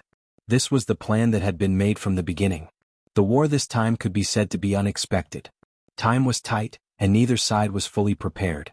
Once the real battle began, it would be a battle of fighting spirit. The scorching sun covered the barren mountains of the western region of Nanyun. Under the scorching sun, groups of soldiers of the Blood Battalion were busy shuttling back and forth. The military trucks at the foot of the mountain stopped and went. More and more heavy firepower weapons approached the barren mountains, and the whole mountain was in a solemn atmosphere. Lieutenant General Cheng Huaining, the commander of the Black Dragon Battalion, stood quietly on the top of the mountain and looked at the busy scene below with a solemn face. The general, who had been guarding the northeast border of Jianghu state all year round, did not look like a soldier at all. He was thin, elegant, and looked gentle. If he took off the prestigious military uniform, he would look more like a knowledgeable and gentle professor and scholar, or a Confucian general. The drums surged in the air like thunder. 13 family country drums sounded at the same time, covering the whole border of Nanyun. The drums were rough and heroic, with a kind of power that was enough to shake the soul. Cheng Huaining listened to the drums that were getting more and more intense. Instead of being excited, a layer of fine sweat appeared on his forehead, and he looked eager and anxious. Hurry up. The movements of the soldiers at the foot of the mountain were nervous but orderly. Cheng Huaining wiped the sweat on his forehead and whispered to himself. Huaining, the marshal has begun to exchange fire. In the war drums that shook the sky, a middle-aged man in the military uniform of a major general quickly passed through the busy crowd and rushed directly to the top of the mountain. It's not surprising. Cheng Huaining shook his head with a solemn face, pointed to the direction of the drums and said, "Listen to the drums and you will know. Zhijing, how much time do we need?" The corner of the major general's mouth moved, and his face was a little gloomy and decadent. He was originally a very handsome man, but at this time, his face was indescribably ugly. About 3 hours. He gritted his teeth and whispered, "It will take at least 2.5 hours for us to build a perfect line of defense." 2.5 hours? Cheng Huaining shook his head with a wry smile and said calmly, "There is definitely not enough time." "I know." Bai Zhijing growled, his handsome face a little ferocious. "But I know my troops. This is the fastest we can do. There's no better way." Bai Zhijing, one of the core figures of the Bai family in the giant group of Jianghu state, was the commander of the 2nd Division of the Blood Battalion. The 2nd Division was a mountain combat division. Although its comprehensive strength was not the top in the Blood Battalion, its equipment configuration and daily training were most suitable for mountain combat. This place was infinitely close to the border. In front of it was a wasteland of Annan State, and behind it was a primeval forest. The rolling mountains in the middle were the most suitable battlefield for Bai Zhijing and his 2nd Division. After a preliminary inspection of the terrain, Dongqing Wudi directly ordered Bai Zhijing to lead the 2nd Division to form the first line of defense in the western region here. However, compared with the 5 dark forces, Jianghu State's preparation was still too inadequate. It took time to study the terrain, execute the battle plan, arrange the troops, mobilize the troops and set up the defense line. Although the efficiency of the Border Control Corps was amazing, it involved more than 100,000 troops. After doing one thing after another, it finally came to this moment. Now most of the things had been done except for the last step. Batch after batch of heavy firepower weapons were being transferred from the headquarters of the Blood Battalion, installed and erected, and finally formed an extremely powerful line of fire on the border. Once this work was done, it would be much easier to just defend, and the pressure on the entire border would be reduced. Unfortunately, they didn't have the time now. The 10,000 elites led by Dongqing Wudi were in front of them on the right. The vertical distance between the two sides was about 5 kilometers, not counting the left and right sides. At this time, the drums of the family country war shook the sky, which fully showed that Dongqing Wudi had begun to fight with the dark forces of the martial arts university. This also showed that in their direction the enemy was also on the way to charge, and they were at most 5 kilometers away from here. After all, they could not charge in batches. In a time crunch, the other side would definitely press all at once. It would take the 2nd Division another 2.5 hours to build a perfect line of defense. But the enemy's rapid march of 5 kilometers, no matter how many people there were, could not take so long. At most, an hour would be enough. The remaining 1.5 hours was the most difficult test for Qing Huaining and Bai Zhijing. They had only 2 choices. The first was to use the lives of the soldiers of the 2nd Division to buy time and set up the line of fire. However, in this way most of the troops of the 2nd Division would be transferred, and a small number of people would set up the line of fire, which was bound to take longer. As for whether it would succeed in the end, no one was sure. The second choice was to retreat now and give up this mountain. How to choose? Qing Huaining's forehead was sweating more and more, but his eyes were still calm as ever. His eyes slowly swept over the mountains and he was silent. This mountain range could be said to be the most favorable terrain in the western region. It was nearly 6 kilometers long, but both sides were peaks. The mountains were not high, but the slope was very steep, which could be said to be a natural stronghold. Only the slope where he was now had a slightly lower slope. If the enemy wanted to enter Jianghu State, this could be said to be the only way. However, this slope was only about 300 meters wide, and both sides were steep mountain walls. If he guarded here, it could be said that one man could hold the pass against 10,000 enemies. Such an important terrain could be said to be a battleground. From the beginning of the founding of the People's Republic to the past few decades, Jianghu State and Annan State had been in constant conflict over this place, and countless disputes, large and small, had broken out. For the western region of Nanyun and Jianghu State, this was completely a natural gateway, and they had to defend here even if they died. We can't retreat. Qing Huaining suddenly opened his mouth. His voice was very soft, but his calm eyes flickered with the light of determination. Bai Zhijing suddenly raised his head and glared at Qing Huaining. He opened his mouth but did not know what to say. As long as we hold this place, we can buy time for several lines of defense in the rear. The enemy wants to invade from the western region. This is the only way, unless they are willing to take a detour of dozens of kilometers to step on the minefield that has existed for many years. Zhijing, we are not ready, nor are the lines of defense in the rear. In any case, we can't retreat. Qing Huaining's tone became calmer and calmer. But if we retreat and they chase after us, it will also take time. Bai Zhijing clenched his fists tightly and growled with a distorted face. Stupid. Qing Huaining's face darkened and he said coldly, "This place is easy to defend and difficult to attack. If we really abandon this place, once the enemy enters the territory and scatters, there will be endless troubles in the future. And if we retreat without fighting, this place is equivalent to directly giving it to the enemy. Once the enemy occupies this place, how can they easily hand it over? At that time, the western region of Nanyun and Jianghu State may be bounded by this place. Even if we want to fight, don't you understand how much it will cost us in this terrain? If you feel sorry for your troops now, they will all be sacrificed sooner or later in the future." Bai Zhijing closed his eyes in pain, the corners of his mouth twitched and he couldn't speak. How could he not understand the general principle? He didn't want to retreat either. Since the establishment of the Border Control Corps, there had never been a deserter, whether it was a big or a small battle. But in this situation, if he wanted to defend to the death and the line of fire had not been set up, he would be fighting with his troops. How many people in the 2nd Division would die in this battle? As long as he thought about it, Bai Zhijing's heart couldn't help but twitch. You know what you should do. Cheng Huaining took a deep look at Bai Zhijing and patted him on the shoulder with his big hand. If we retreat from here, our rear will be exposed. Although our place here is not as important as the main battlefield on the marshal's side, it is equally important. The enemy's target is the entire Blood Battalion. If we let them break in from here, the enemy will keep coming, and then the Blood Battalion will be in danger. If the Blood Battalion is really wiped out or severely damaged, even if we win in East Island, the gain will be limited. After all, there are nearly 160,000 people in the Blood Battalion. If they are gone, how can Jianghu State fill this hole? With what? By relying on those pampered elites in the inland? And don't forget, even if we win the final battle of Changdao, we need to send people to guard. If the Blood Battalion is destroyed, the Snowdance Corps, which should be guarding in Changdao, is likely to be used to fill the vacancy in the Blood Battalion. In the end, what can we get? There's also Huading. When the battle breaks out here, Huading will also be in danger. We're prepared, but the other side won't be idle. Otherwise, from the beginning of the final battle of Changdao, we will regard it as the power of the whole country. In the general trend, everyone has to do their best. The international battlefield is full of smoke. No matter how much advantage you have, one wrong step often leads to the loss of the whole game. Zhijing, if we take one wrong step today, we may be the sinners of Jianghu State in the future. Don't you understand this? Cheng Huaining's tone became harsher and harsher, and an unparalleled power burst out of him. Bai Zhijing's body trembled uncontrollably. He clenched his fists and said in a hoarse voice, I understand. You don't have to say it. The 2nd Division will go up and I will stand at the forefront and fight to the death. I will fight for time for the Blood Battalion and the western region of Nanyan with you.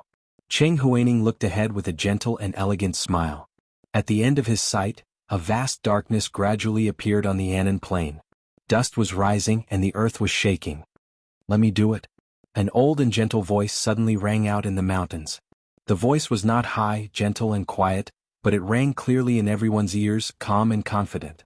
Cheng Huaining and Bai Zhijing, who were staring ahead with a serious face, suddenly turned around.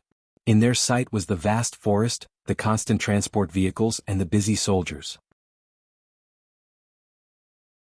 But deep in the forest, there was a kind of momentum that could make all living beings tremble. It was surging and unparalleled in the world. An old star flag of Jianghu State appeared in everyone's sight. The flagpole, which was more than 10 meters long, was held in someone's hand. The cold wind blew in the forest, but the huge flag at the end of the flagpole was stagnant like a knife, motionless. The old man holding the star flag suddenly appeared.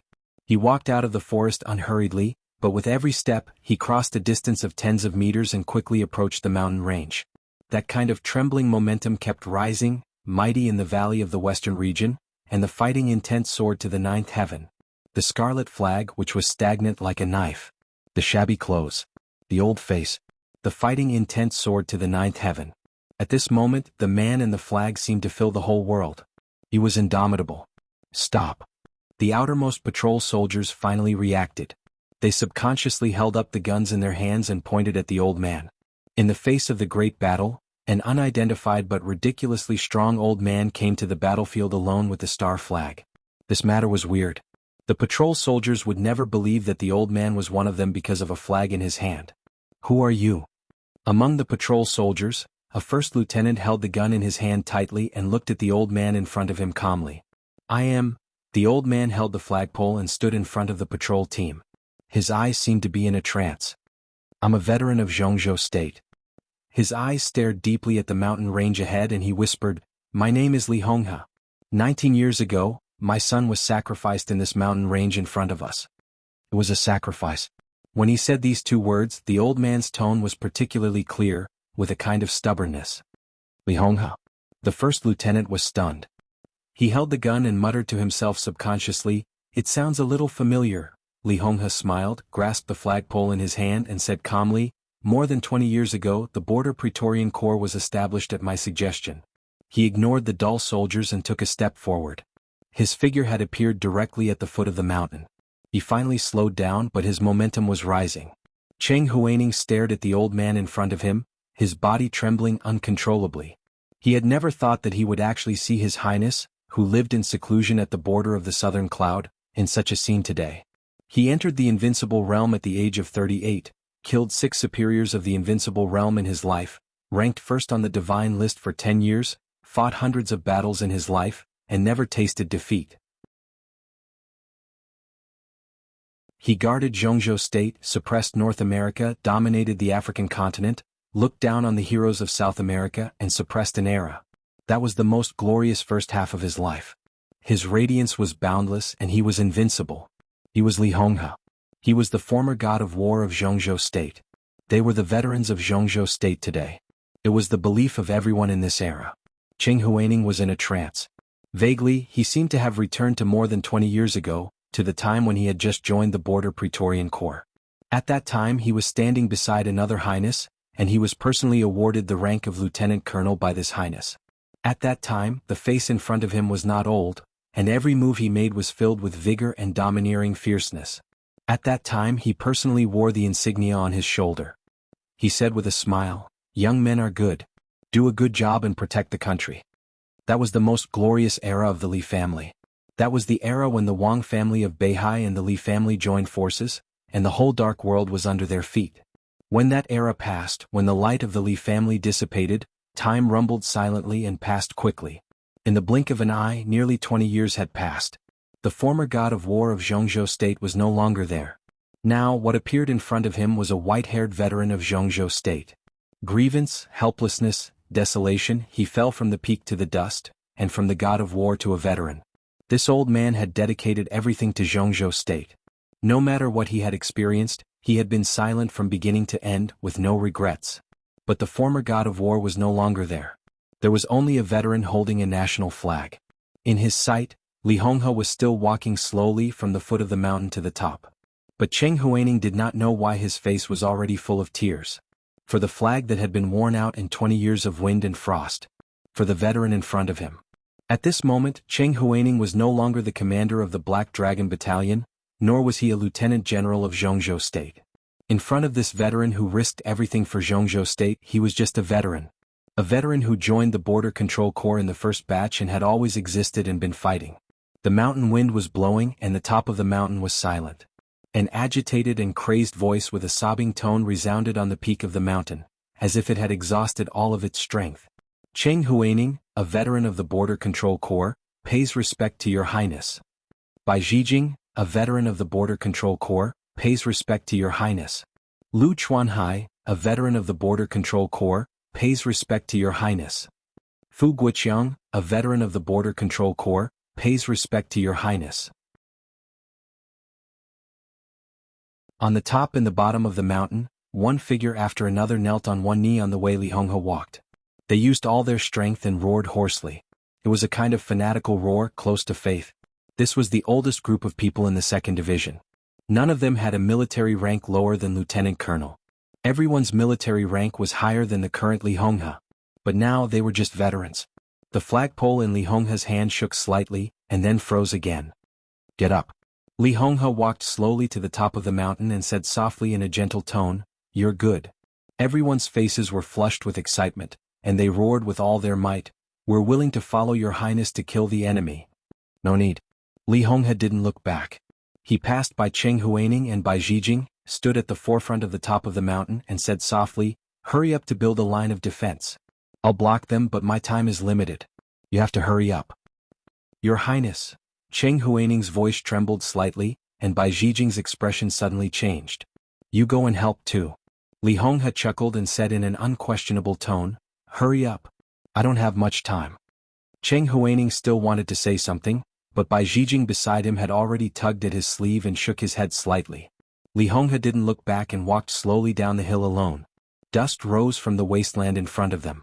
A large black mass of people rushed forward at full speed, like a black tide, surging forward majestically.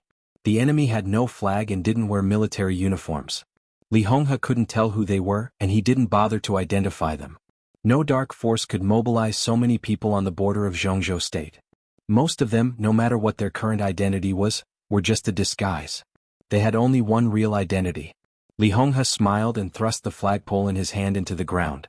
The scarlet flag, which was more than 10 meters long, suddenly flew in the wind. At this moment, the mountain range behind Li Honghe and everything of the 2nd Division seemed to have completely disappeared. In everyone's sight, there was only the man and the flag that could almost hold up the sky. The wind instantly became piercingly cold. Li Honghe stood quietly under the flag. Behind him was the entrance of the mountain range, which was less than 300 meters away. He stood in the middle, and his seemingly weak body seemed to block the entire Jianghu state. The black tide ahead was getting closer and closer. Li Honghe's expression grew gentler. He was born in the best era.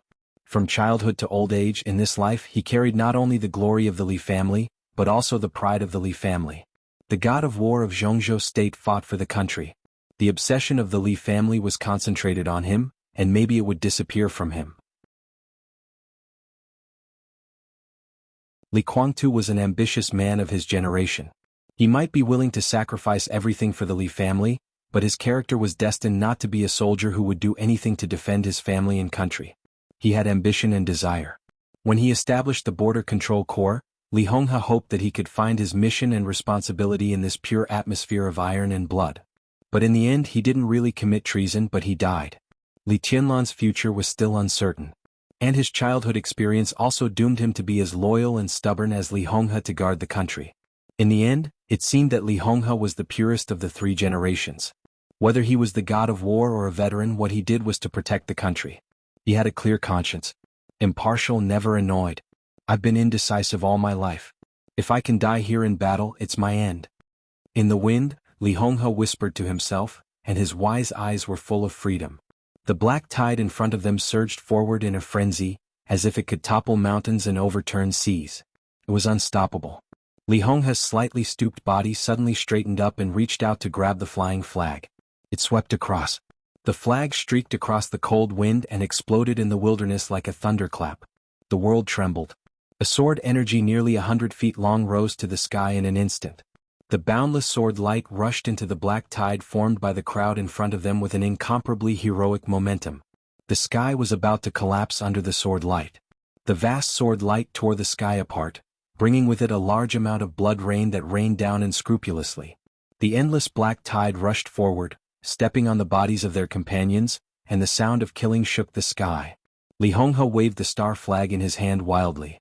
One after another, the sword light as long as 100 feet rushed into the crowd, bursting out blood all over the sky. The wilderness was stained with blood.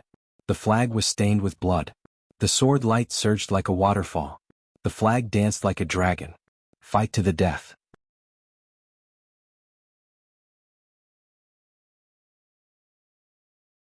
Chapter 227. The light at the edge of the sky slowly closed in the sultry temperature. The long night was coming, and the sky at the end of the sight was oppressive black. In the alternating time of day and night, there was no dim setting sun in the distant sky of Huading, only gloomy dark clouds. The dark clouds were getting lower and lower. Standing on the high ground of the Sky Academy and looking up, the dark clouds all over the sky seemed to be within reach.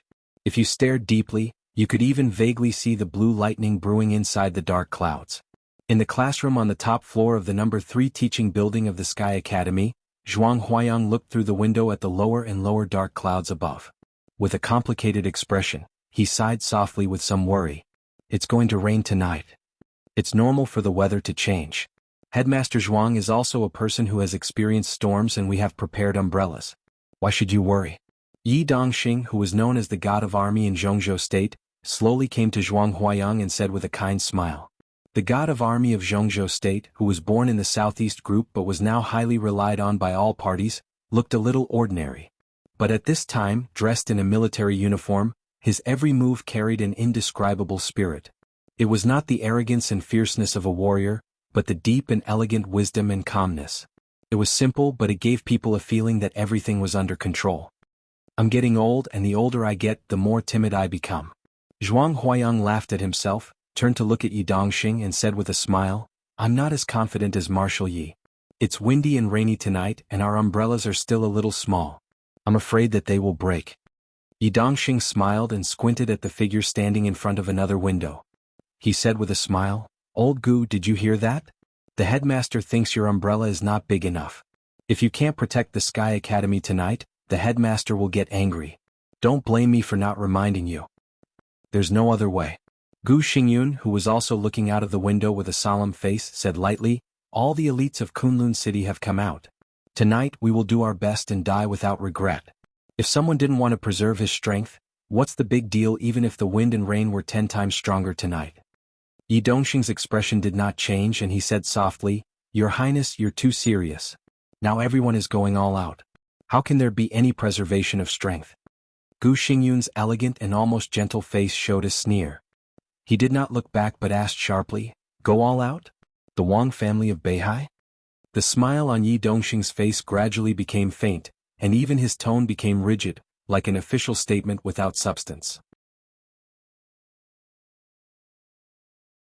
His Majesty Sword Emperor has gone to the southwest border with the Human Emperor. With only one person and one spear, the Wang family of Beihai's contribution is no less than that of Kunlun City. Besides, Beihai province was vast and close to East Island. How could His Majesty show any flaws? The few elites were naturally left to guard the North Sea province. This was the tacit agreement of all the higher-ups. What could His Highness's sarcasm change? Are you afraid? Scared? Gu Xingyun suddenly turned his head and looked at Yi Dongxing. His tone was very soft but his eyes were extremely cold. "You two, we've gone off topic." Zhuang Huayang stood aside with a smile and pointed out of the window. A strange light flashed in his deep eyes and he sighed softly, "The storm is coming." A muffled thunder suddenly rolled across the sky. The pale blue lightning tore through the night. The glass trembled in the thunder, and heavy rain swept across Huading without warning. Gu Xingyun and Yi Dongxing did not say anything more. They turned around at the same time and looked at a screen in the room with a serious look. They were now in the largest classroom in the number 3 teaching building, with an area of nearly 2,000 square meters. One of the 100-meter-wide walls was made into a super-large screen. At this time the screen was lit up and the scene looked extremely shocking. There were hundreds of computers arranged vertically in the classroom. As the rain fell, there were at least 2 military elites working busily in front of each computer. The clattering of the keyboard and the sound of the rain merged together, and the images on the big screen were constantly changing as the military elites worked busily. Gu Xingyun, Yi Dongxing, and Zhuang Huayang all stared at the screen intently. However, the big screen had been divided into countless windows at this time, and the pictures on each window were turning like running water. Even if the 3 had amazing eyesight, their eyes still instinctively felt uncomfortable after watching for a while. On the whole big screen, the real-time pictures of every corner of Huading were jumping. Every street, every intersection, and every highway were changing constantly. The speed was so fast that it was dazzling. The big classroom was quiet for a while. The 3 stared at the screen in front of them tightly for fear of missing any detail. The 5th day and night. This was the key of the key. At this time, Huading, from the urban area to the Sky Academy, had become one of the most heavily guarded places in the whole Jianghu state. The Sky Academy in particular was a combustible and explosive powder keg. The experts of the 5 forces who had come to the Sky Academy to watch the ceremony were all trapped here. Tianhai Wuji, the palace master of Wuji Palace. Luxing Zhangxuan, the master of Jifeng Sword Training School. Jiang Chenyin, the second in command of the Jiang family of South America.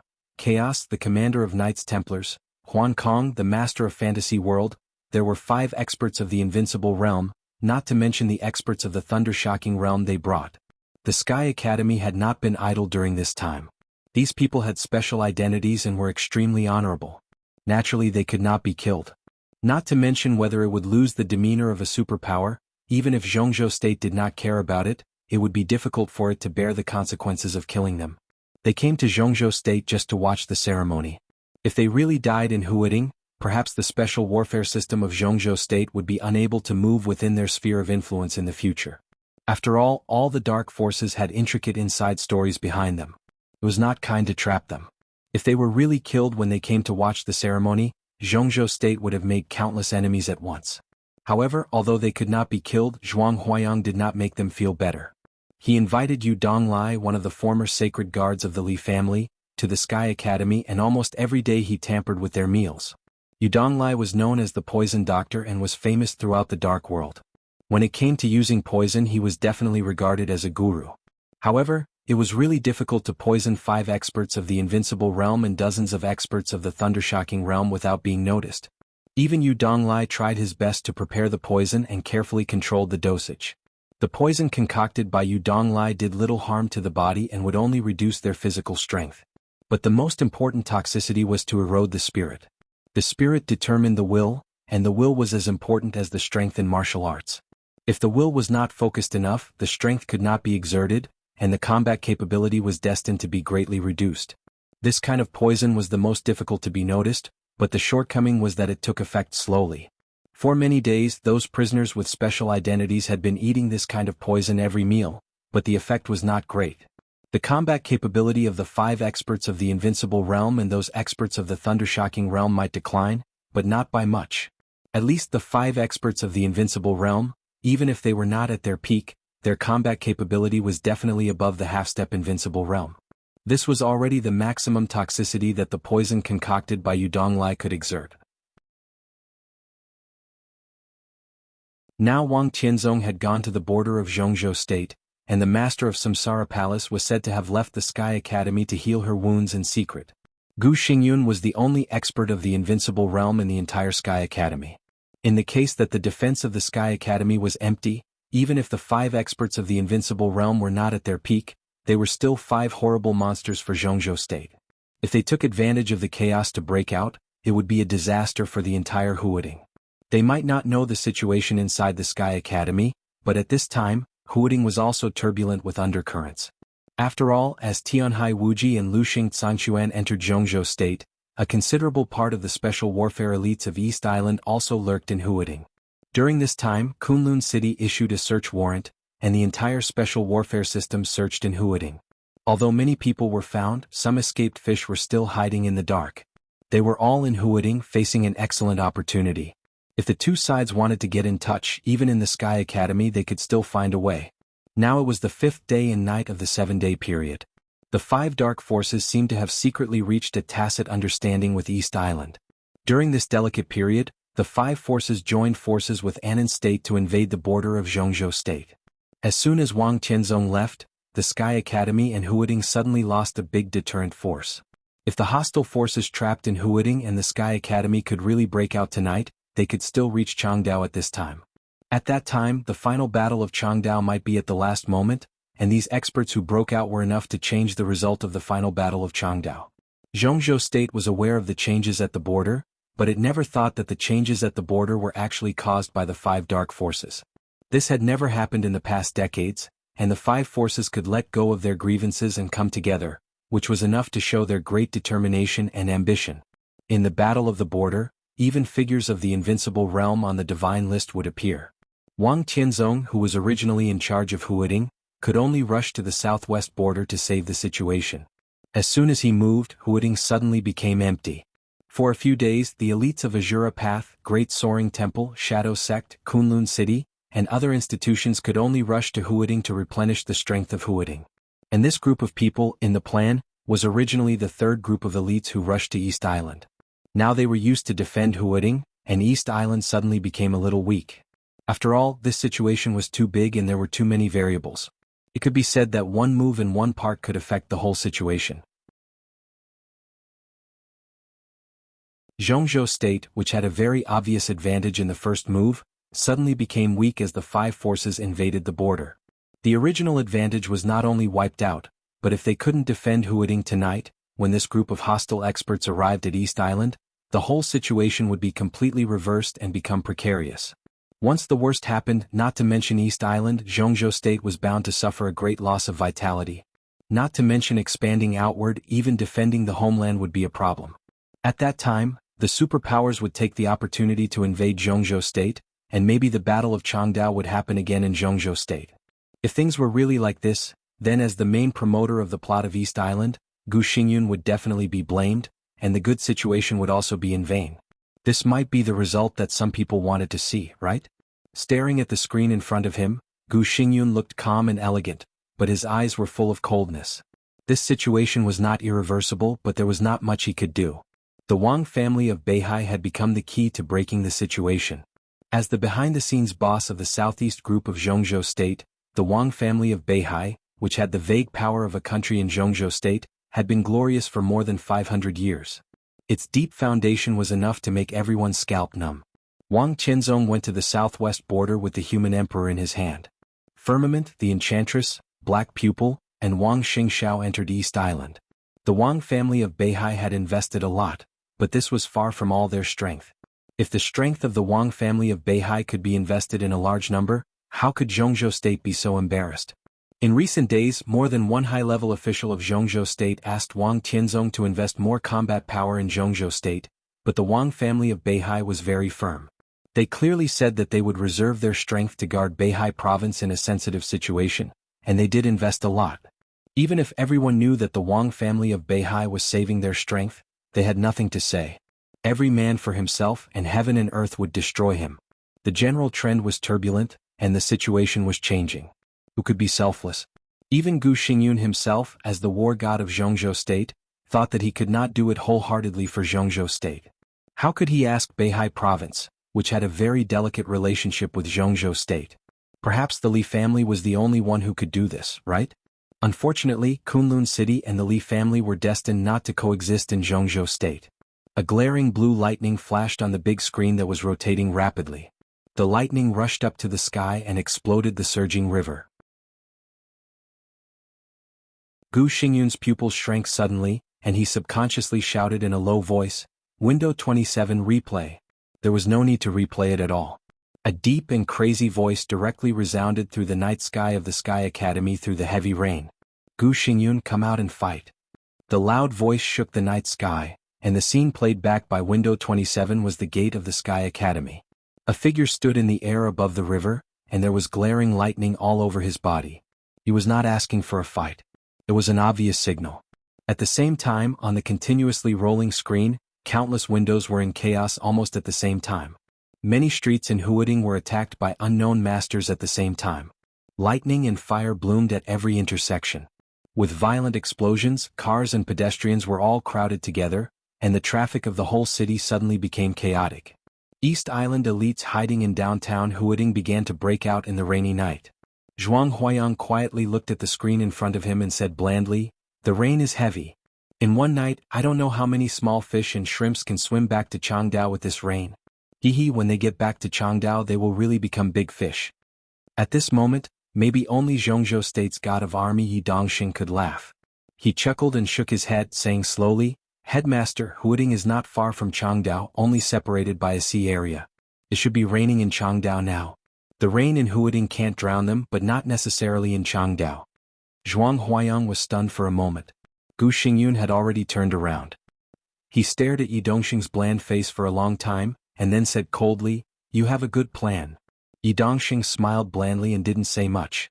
But Gu Xingyun could already be sure that in such an ever-changing situation, the Wang family of Beihai suppressed its main force and didn't support Huading or the border. They weren't guarding Beihai province at all. This was a big gamble. The main force of the Wang family of Beihai might have already secretly entered Changdao. In a dangerous situation, he went deep into the enemy's rear with such courage. He could be called an ambitious man of his generation. If the Wang family of Beihai won the final battle in Changdao, even if Huading suffered heavy losses, even if the border failed, it was still a victory for Jianghu State. A Pyrrhic victory was also a victory. But Gu Xingyun had to bear the consequences of Huading's failure alone. What a good plan. The killing intent flashed in Gu Xingyun's eyes. In this battle, the 5 invincible realm experts weren't in their peak state.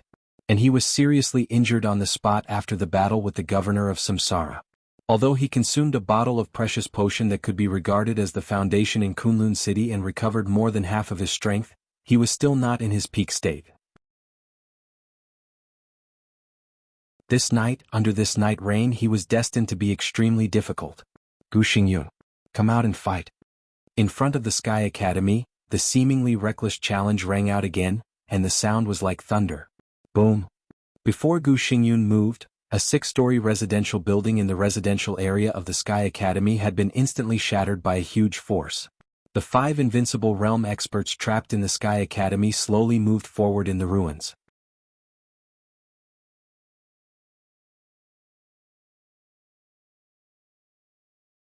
Chapter 228.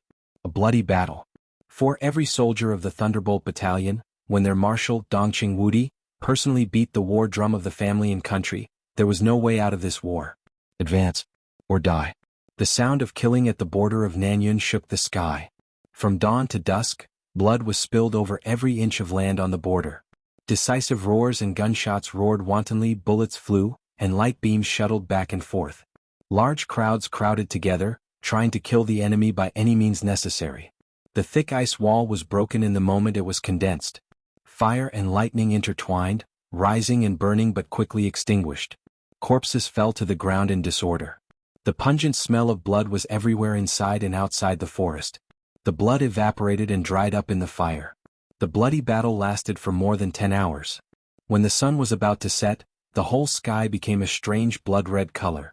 Under the blood-red sky, large patches of light and shadow were still intertwining and flashing. The sound of the war drum of the family and country never stopped, but became louder and louder.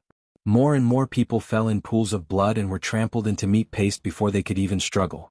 The people on both sides collided with each other in the rain of bullets with red eyes. The war seemed to never stop.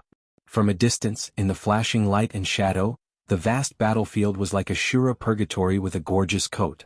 Under the gorgeous light and shadow, in addition to the blood and corpses, there was only madness and resentment. Night gradually fell on the border. The hoarse roars of thousands of people continued.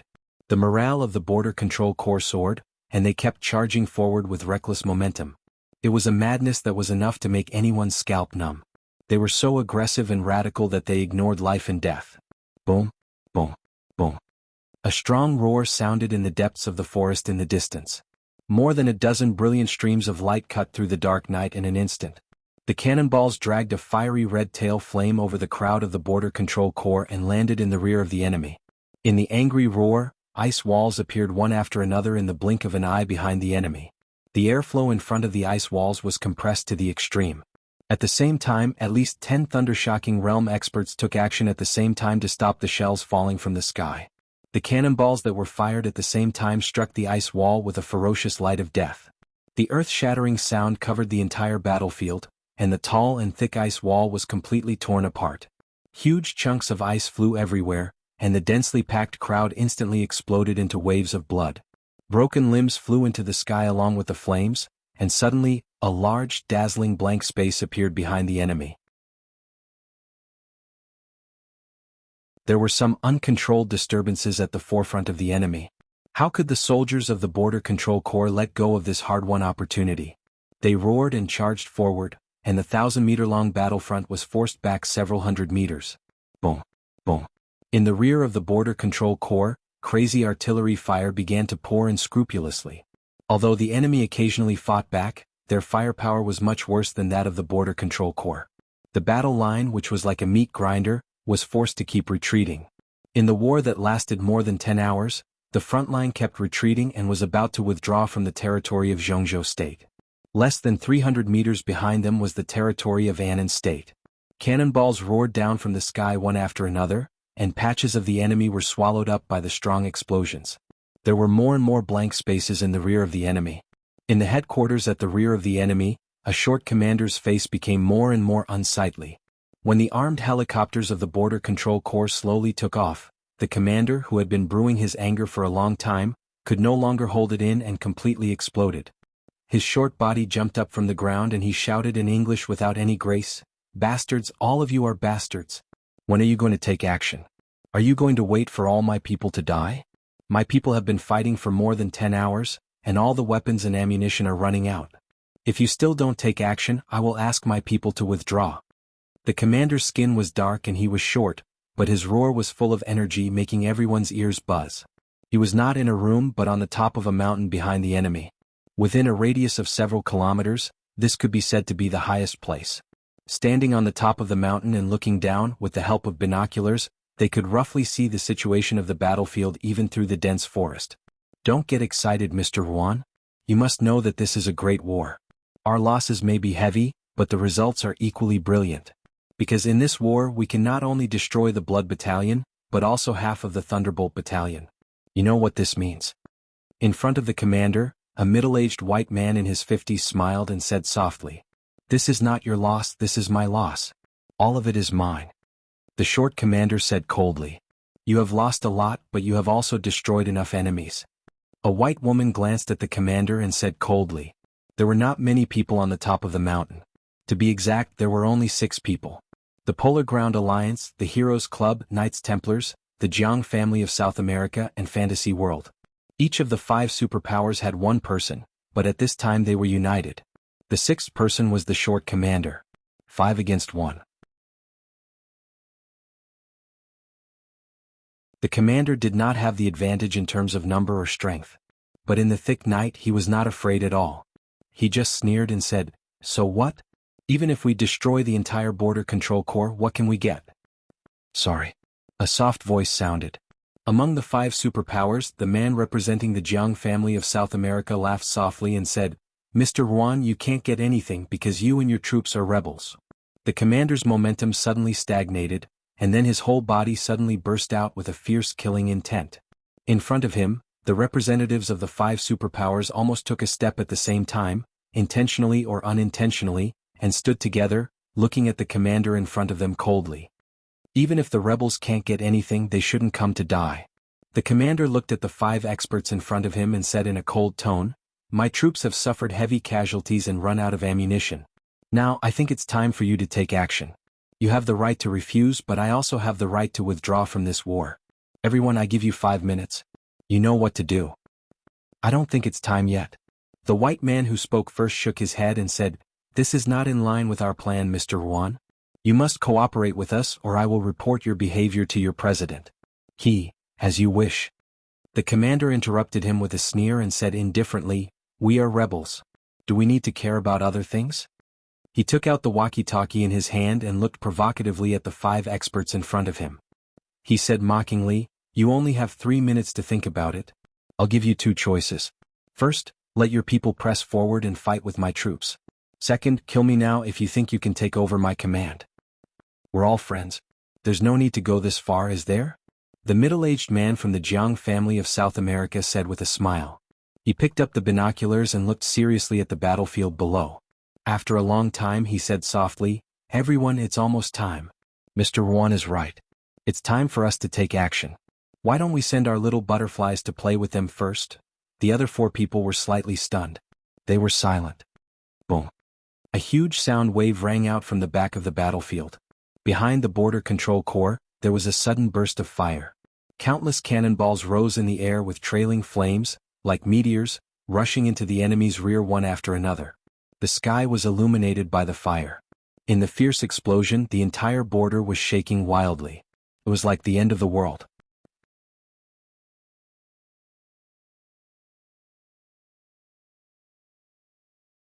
Chapter 229. As the absolute soul of the Border Control Corps, Dongqing Wudi had been at the forefront of the Thunderbolt Battalion from beginning to end, facing the densest and most ferocious fangs of the enemy. The bloody battle went from morning to noon and into the night. Dongqing Wudi had long forgotten how many people he had killed. He took bottles of military stimulants that could maintain his physical strength. The absolute power turned into sword light all over the sky. The sword rain was torrential and the wind and thunder were roaring.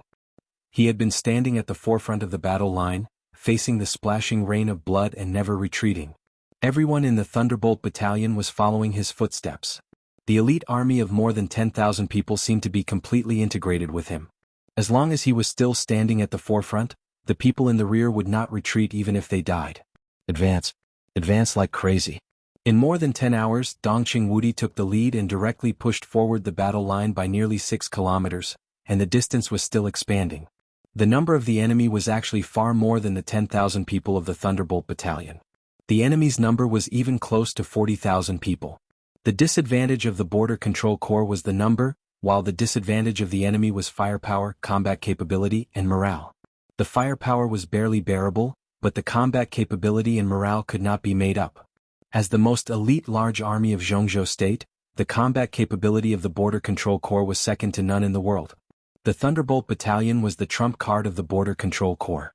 In this battle they were backed by the Blood Battalion, and the rear was supported by a lot of firepower from the Blood Battalion. At the forefront, their marshal was fighting the enemy bravely. In the battlefield of artillery fire, the Thunderbolt Battalion might be tired, but as long as Dongqing Wudi was still at the front, their morale would not weaken. The four gods of Jianghu State.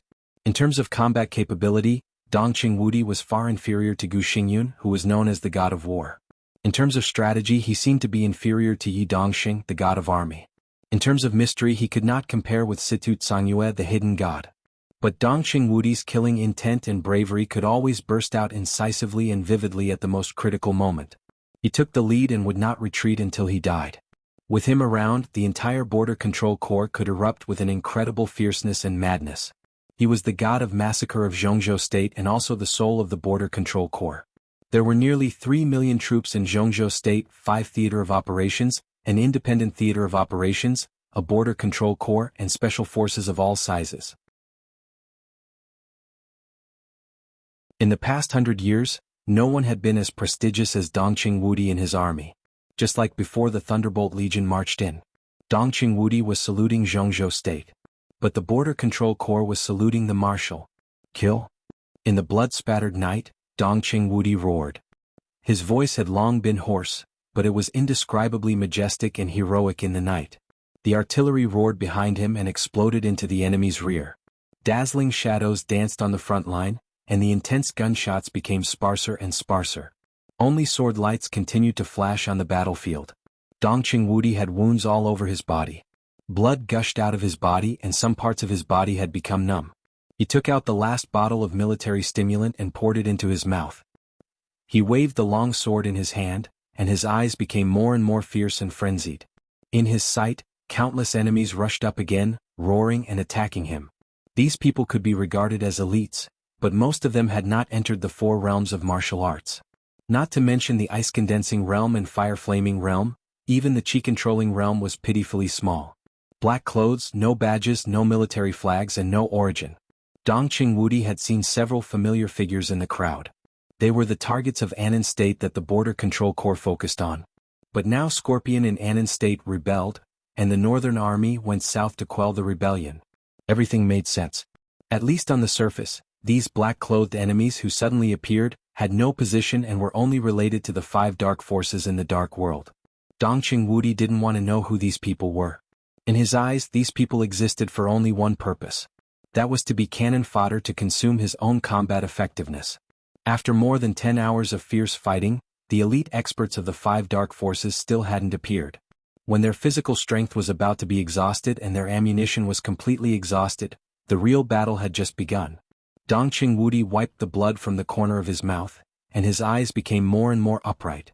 Boom, boom, boom, there was a sudden roar in the blood-red night sky. The huge sound came from an unknown place in the sky, but it was so clear on the ground like thunder and an explosion. In the flying sword light, Dongqing Wudi suddenly looked up at the night sky. General, that is, Shirhan Bing, who had been rushing behind Dongqing Wudi, asked breathlessly. His face was pale and his body was shaking as if he would fall down at any time. Enemy. Dongqing Wudi whispered, the real enemy. Boom. An unprecedented loud noise suddenly sounded in the sky beyond everyone's sight, and the blood-red night sky suddenly lit up in the highest place. The loud noise spread in the air, and the instantaneous light suddenly illuminated a large area of the blood-red night sky. The raging fire in the air seemed to burn up the sky. In the loud noise, messy sounds rang out one after another. The first fire had not been extinguished, but groups of fire had begun to bloom in the air. The sky within a radius of more than 10 kilometers was almost completely covered by the fire. The night sky was covered by the fire. Little by little, the fire became more and more erratic in the air, rising or falling, and finally fell to the ground in a struggle. It was a large number of fireballs, scattered and scattered, smashing to the battlefield below like meteors. The battle on the whole battlefield seemed to be affected by the sudden change and gradually eased. The fireballs in the sky kept approaching the ground, and huge pieces of burning metal rubbed against the air and fell down. For a moment, there was no distinction between the enemy and the enemy. The fireballs fell everywhere and the whole forest began to burn in the flames. Wreckage. That's the Butterfly team. The Butterfly team of the Heroes Club. Bing suddenly reacted. He took a deep breath and his expression was complicated. Damn it, these bastards are really willing to pay a heavy price. Wang Wanyan cursed out loud. His entire face had changed. What kept falling from the sky was not weapons at all, but the wreckage of a large number of fighter planes. The battle in the sky was only for a moment, but at least 7 or 8 fighter planes fell. Some of them belonged to Jianghu state, but the others were the famous butterfly fighter. Butterfly fighter. One of the air forces of the Heroes Club. The specific number was unknown to the outside world, but there would be no more than 3 formations at most. The battle in the air was still going on. Judging from the scale, this time the Heroes Club had put in at least 1 formation of butterfly fighter, which was totally a heavy price. As soon as the real enemy appeared, they sent out butterfly fighter. What else would come later? The huge fireballs in the air were still falling.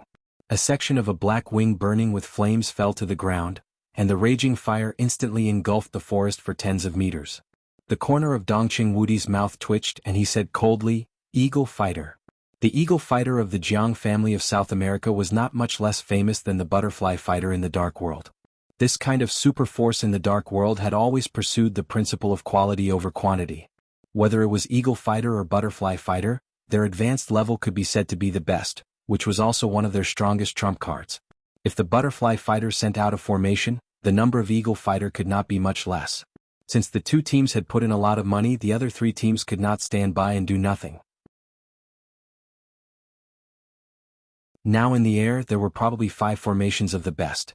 100 fighter planes with the best performance. It's really a big deal. But 2 intimidating teams came to the border of Jianghu state to behave atrociously. Damn it, do they think that Jianghu state has no air force? Or do they think that our border control corps has no air force? Do they want to succeed with just these 2 formations? Wang Wantian grinned, suddenly picked up the walkie-talkie at his waist and roared, "Give the order." "Don't worry." Dongqing Wudi suddenly spoke. His expression became a little strange for a moment, and then he said slowly, "Wanyan, give the order. Let our fighter planes lower their altitude, slowly deal with them, save our strength and wait for an opportunity." "What opportunity?" Wang Wantian and Bing asked at the same time. "Some strength can be saved, so don't waste it." Dongqing Wudi's expression was complicated. It was a kind of relaxed but extremely angry emotion. Since they want to use the team as bait, then let's fulfill their wish. He took a deep breath and suddenly raised the long sword in his hand. "Come with me, let's slaughter this group of bastards." In the high sky, the violent sound as if the sky and the earth were collapsing kept surging. In the sky and on the ground there were fights everywhere. Fighter planes fell one after another, and the fierce fire kept spreading in the crowd. In the burning sky, as the Jianghu fighter planes lowered their altitude, the fighter planes of the 5 teams also vaguely appeared under the curtain of night.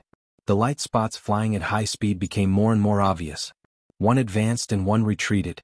The Jianghu fighter planes that took off in a hurry were almost at an absolute disadvantage in number. As the losses increased, the flying formation of Jianghu state began to retreat continuously. Above the sky, the sound of exploding shells and the harsh whistling of the fighter planes flying across the sky were everywhere. In the night sky, the dense light spots were getting denser and denser, and the retreat and pursuit were getting more and more intense. At a certain moment, the formation of the enemy fighter planes directly gathered together, seemingly intentionally or unintentionally. Countless shells were dropped directly. The violent explosions kept ringing in the camp of the Border Control Corps, and it was deafening. Countless elites of the Thunderbolt Battalion fell in the fire of the explosion. Wang Wantian's eyes were red, like a crazy demon. He opened his mouth and roared with all his strength. But the loud sound rushed out of his mouth, but there was no sound. All the sounds were completely suppressed at the moment of the explosion. In an instant, there was only a clear and majestic sound left between heaven and earth. The clear sound was so short and single, but with the momentum of tearing the 9th heaven, it clearly resounded in everyone's ears. The sound of the explosion disappeared, the roar disappeared, and the screams disappeared. Only that clear cry reverberated in the night, lingering in the ears. In the quiet mountain forest, a white light curtain rushed directly to the sky with a clear sound. It was silent like flowing light. It was full of majesty like a god. The thick night. The blood-red sky. In an instant, it was as bright as day. The blazing white light enveloped the whole world. For a moment, there was only a vast and dazzling white left in everyone's sight. The white light was spreading and disappearing. It was like a moment but also like an eternity. When the white light dissipated, dozens of fighter planes had disappeared in the air without a sound, not even leaving the slightest wreckage. Under the sky there was only one figure standing at the highest point of the void. A big black spear was held tightly in his hand, pointing to the sky. One man and one spear in an instant became the center of the whole world. Everyone was silent, staring blankly at the sky above. That was the most legendary invincible realm expert in the Dark World. It was the world-shaking murderous weapon that left too many legends in the Border Control Corps. After a short silence, the entire Thunderbolt battalion burst into cheers that went straight to the sky in an instant. The cheers were so fanatical and violent that the huge sound waves kept shaking the entire border. All the cheers turned into two words, echoing endlessly in the night sky, like a song that had been sung throughout the ages. Human Emperor.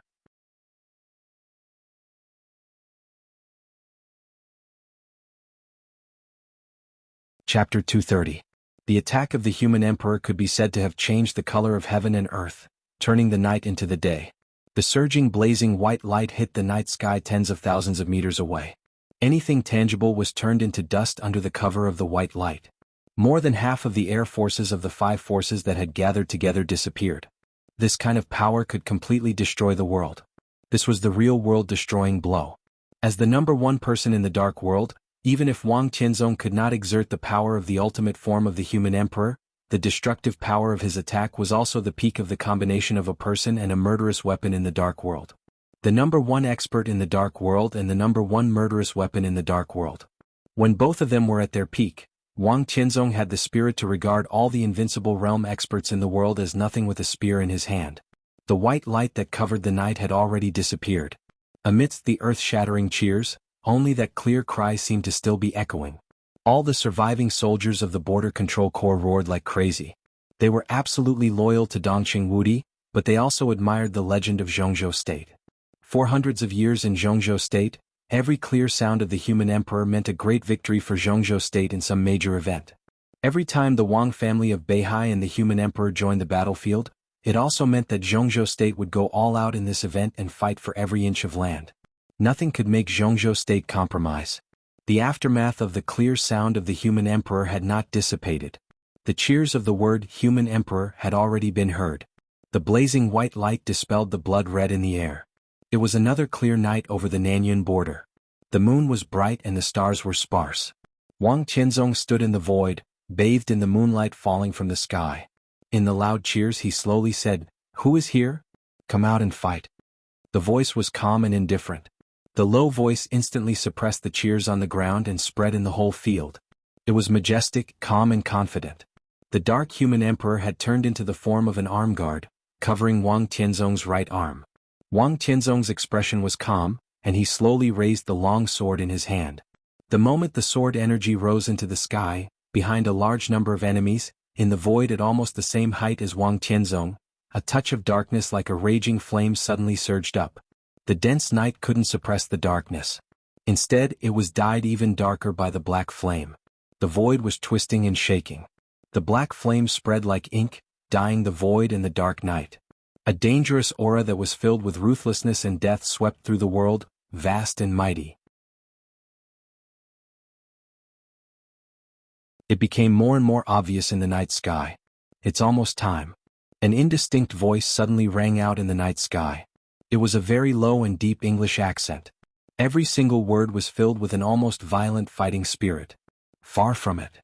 Wang Tianzong stared intently at the black flame that was constantly spreading in the void thousands of meters away, and his tone was cold.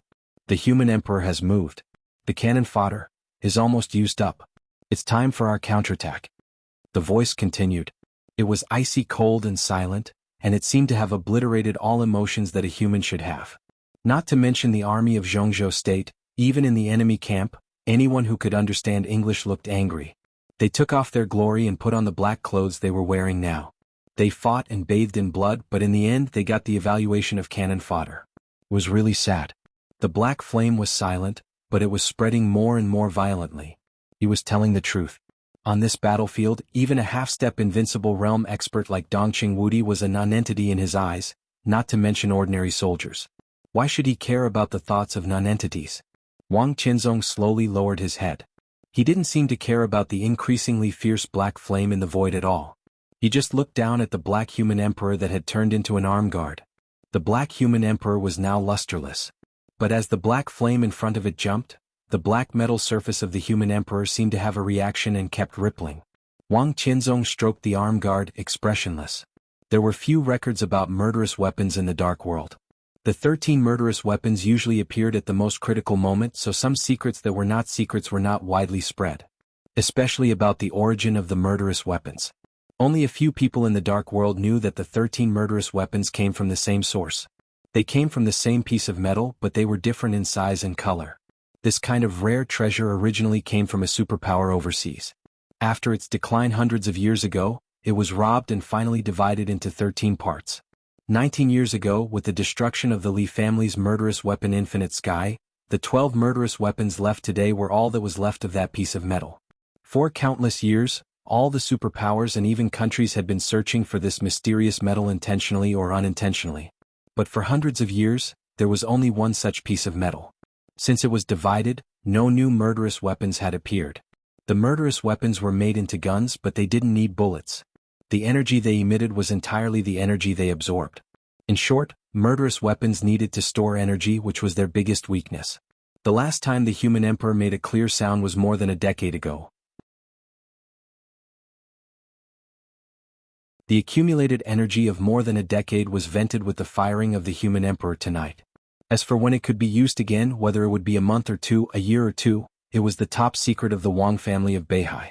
But at least in this battle, the human emperor that had already fired couldn't play a role for the time being. However, the human emperor destroyed dozens of fighter jets in one fell swoop with the energy accumulated by the human emperor over the years.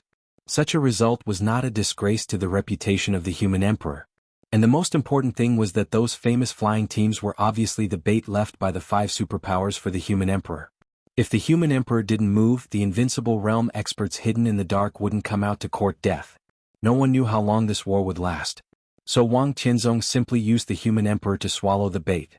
Time was limited, so he had to finish the battle quickly. The light in Wang Qianzong's eyes gradually became sharp.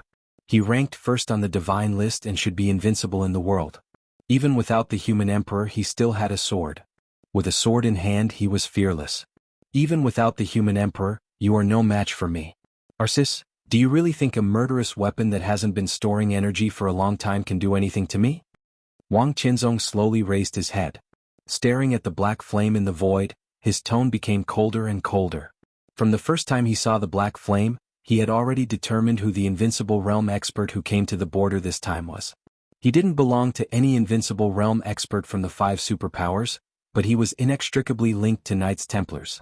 To be precise, he was one of the masters of Knights Templars. The second on the world divine list. Saint War Angel of the Vatican, Saint Arsis. I want to have a try.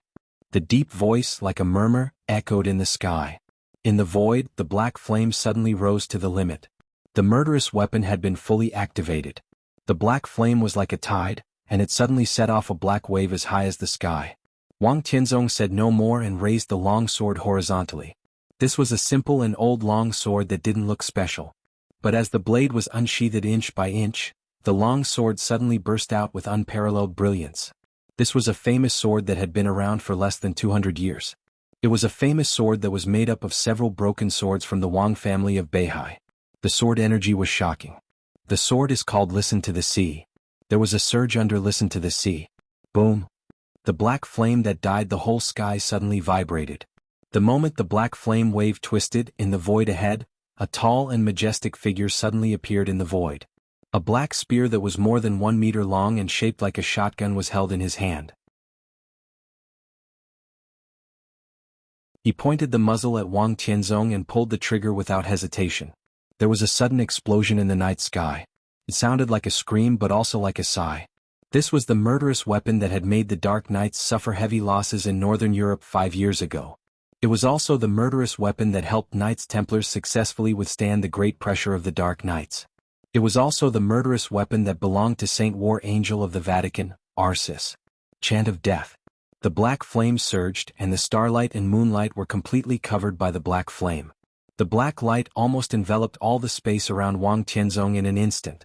The moment listened to the sea was about to be unsheathed. On the east and west sides of the battlefield, there was a long roar that shook the night sky almost at the same time. One east and one west. It was an old roar filled with endless battle intent. The other voice was relatively young, full of tiredness and helplessness. The long roar sounded one after another, but the two strong lights arrived at the moment when Listen to the Sea was unsheathed.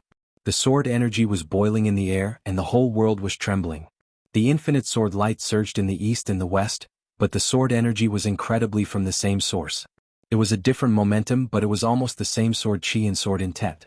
The two sword energy converged in the air in an instant. The extremely powerful sword intent merged incredibly in an instant, and the power increased exponentially. In the black flame all over the sky, the two sword energy converged together like a rainbow, and instantly dispersed the flame all over the sky. Aris's pupils suddenly contracted. In an instant all the scenes in front of him disappeared completely, and there were only two sword lights left in the whole world. A blood-colored long sword flew in the air. A blood-colored flag whistled across the sky. Completely different weapons. It was the same sword intent. The same unique skill. 22nd blade break of the sky.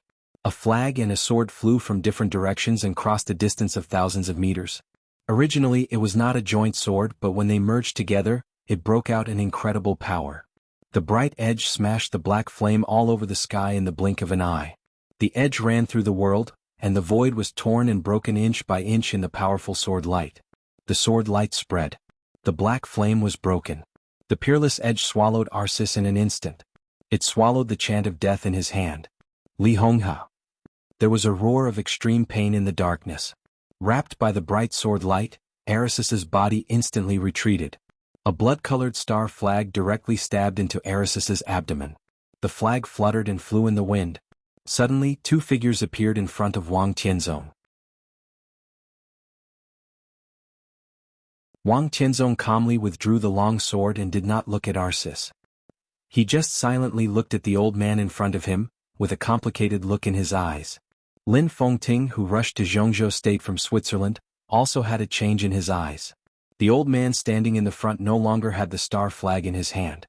He stood in the void with his back to Lin Fengting and Wang Tianzong, and his whole body was surging with a kind of fighting intent and coldness that could almost suppress heaven and earth. That kind of crazy and fierce momentum suppressed Wang Tianzong and Lin Fengting in the peak state. He was indomitable and unrestrained. And he could no longer restrain himself. He really could not restrain himself. Lin Fengting's eyes suddenly turned red. His body trembled and he took a deep breath. Together with Wang Tianzong, he bowed deeply to the old man in front of him and said respectfully, "Senior Li." Li Honghe, who had been fighting on 13 battlefields in a day, was covered with blood. Instead of weakening, his aura was getting stronger and stronger. He slowly turned around, looked at Wang Tianzong and Lin Fengting who were bowing in front of him, and then looked at Arsis who had retreated to the distance. After a while, he nodded and whispered, "He is wearing the holy garment of the Vatican, so he is not badly hurt. If we want to keep him in the chant of death, it is bound to be a long fight. It won't waste much time." Wang Tianzong straightened up and said. Lin Fengting did not speak. Arsis was the second on the divine list. Although he was seriously injured now, it was not fatal. It was not difficult to defeat him, but it was not easy to kill him even if the three of them joined forces. If Arsis wanted to run away, it would definitely be a problem. It won't waste much time? Do you still have time? Huading has been in chaos for a long time. Your people in East Island will also be wiped out. In the distance, Arsis said with a cold smile, his face pale. The holy garment of the Vatican on him, which was similar to a robe, was completely broken, but his voice was still full of energy. Li Honghe narrowed his eyes slightly and suddenly said, "You go back to Huading. I'll deal with him." "Senior Li." Wang Tianzong and Lin Fengting said at the same time. "Don't say more. Hurry up. My current state." His voice was very low, and there was unspeakable misery in his self-mockery. "It's too late." Arsis whispered, and his figure disappeared into the void again. His voice came from all directions. "So what if you go back to Huading now? Don't you want the 100,000 troops of the Blood Battalion? I lost, but there are still more than 200 experts from the 5 superpowers here. What do you have on the border of Jianghu state? As long as you dare to leave, the Blood Battalion will definitely disappear. You're bound to lose, ha ha ha. Swish. Li Honghe, whose aura was extremely strong, did not hesitate at all. He directly rushed toward the place where Arceus disappeared. He did not look back but just calmly and indifferently ordered, "You go back to Huading. I'm here." After many years they met again.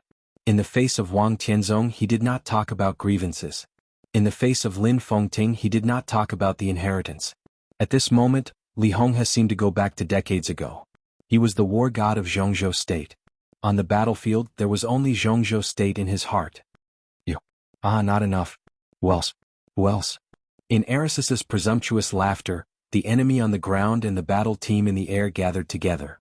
The experts of the thunder-shocking realm and fire-flaming realm from the 5 superpowers all appeared in the enemy's camp, and their killing intent kept spreading. Me too. Zhou Qiang from Zhuanyuantai of Kunlun is willing to fight for the Li family. Qin Yi from Zhuanyuantai of Kunlun is willing to fight for the Li family.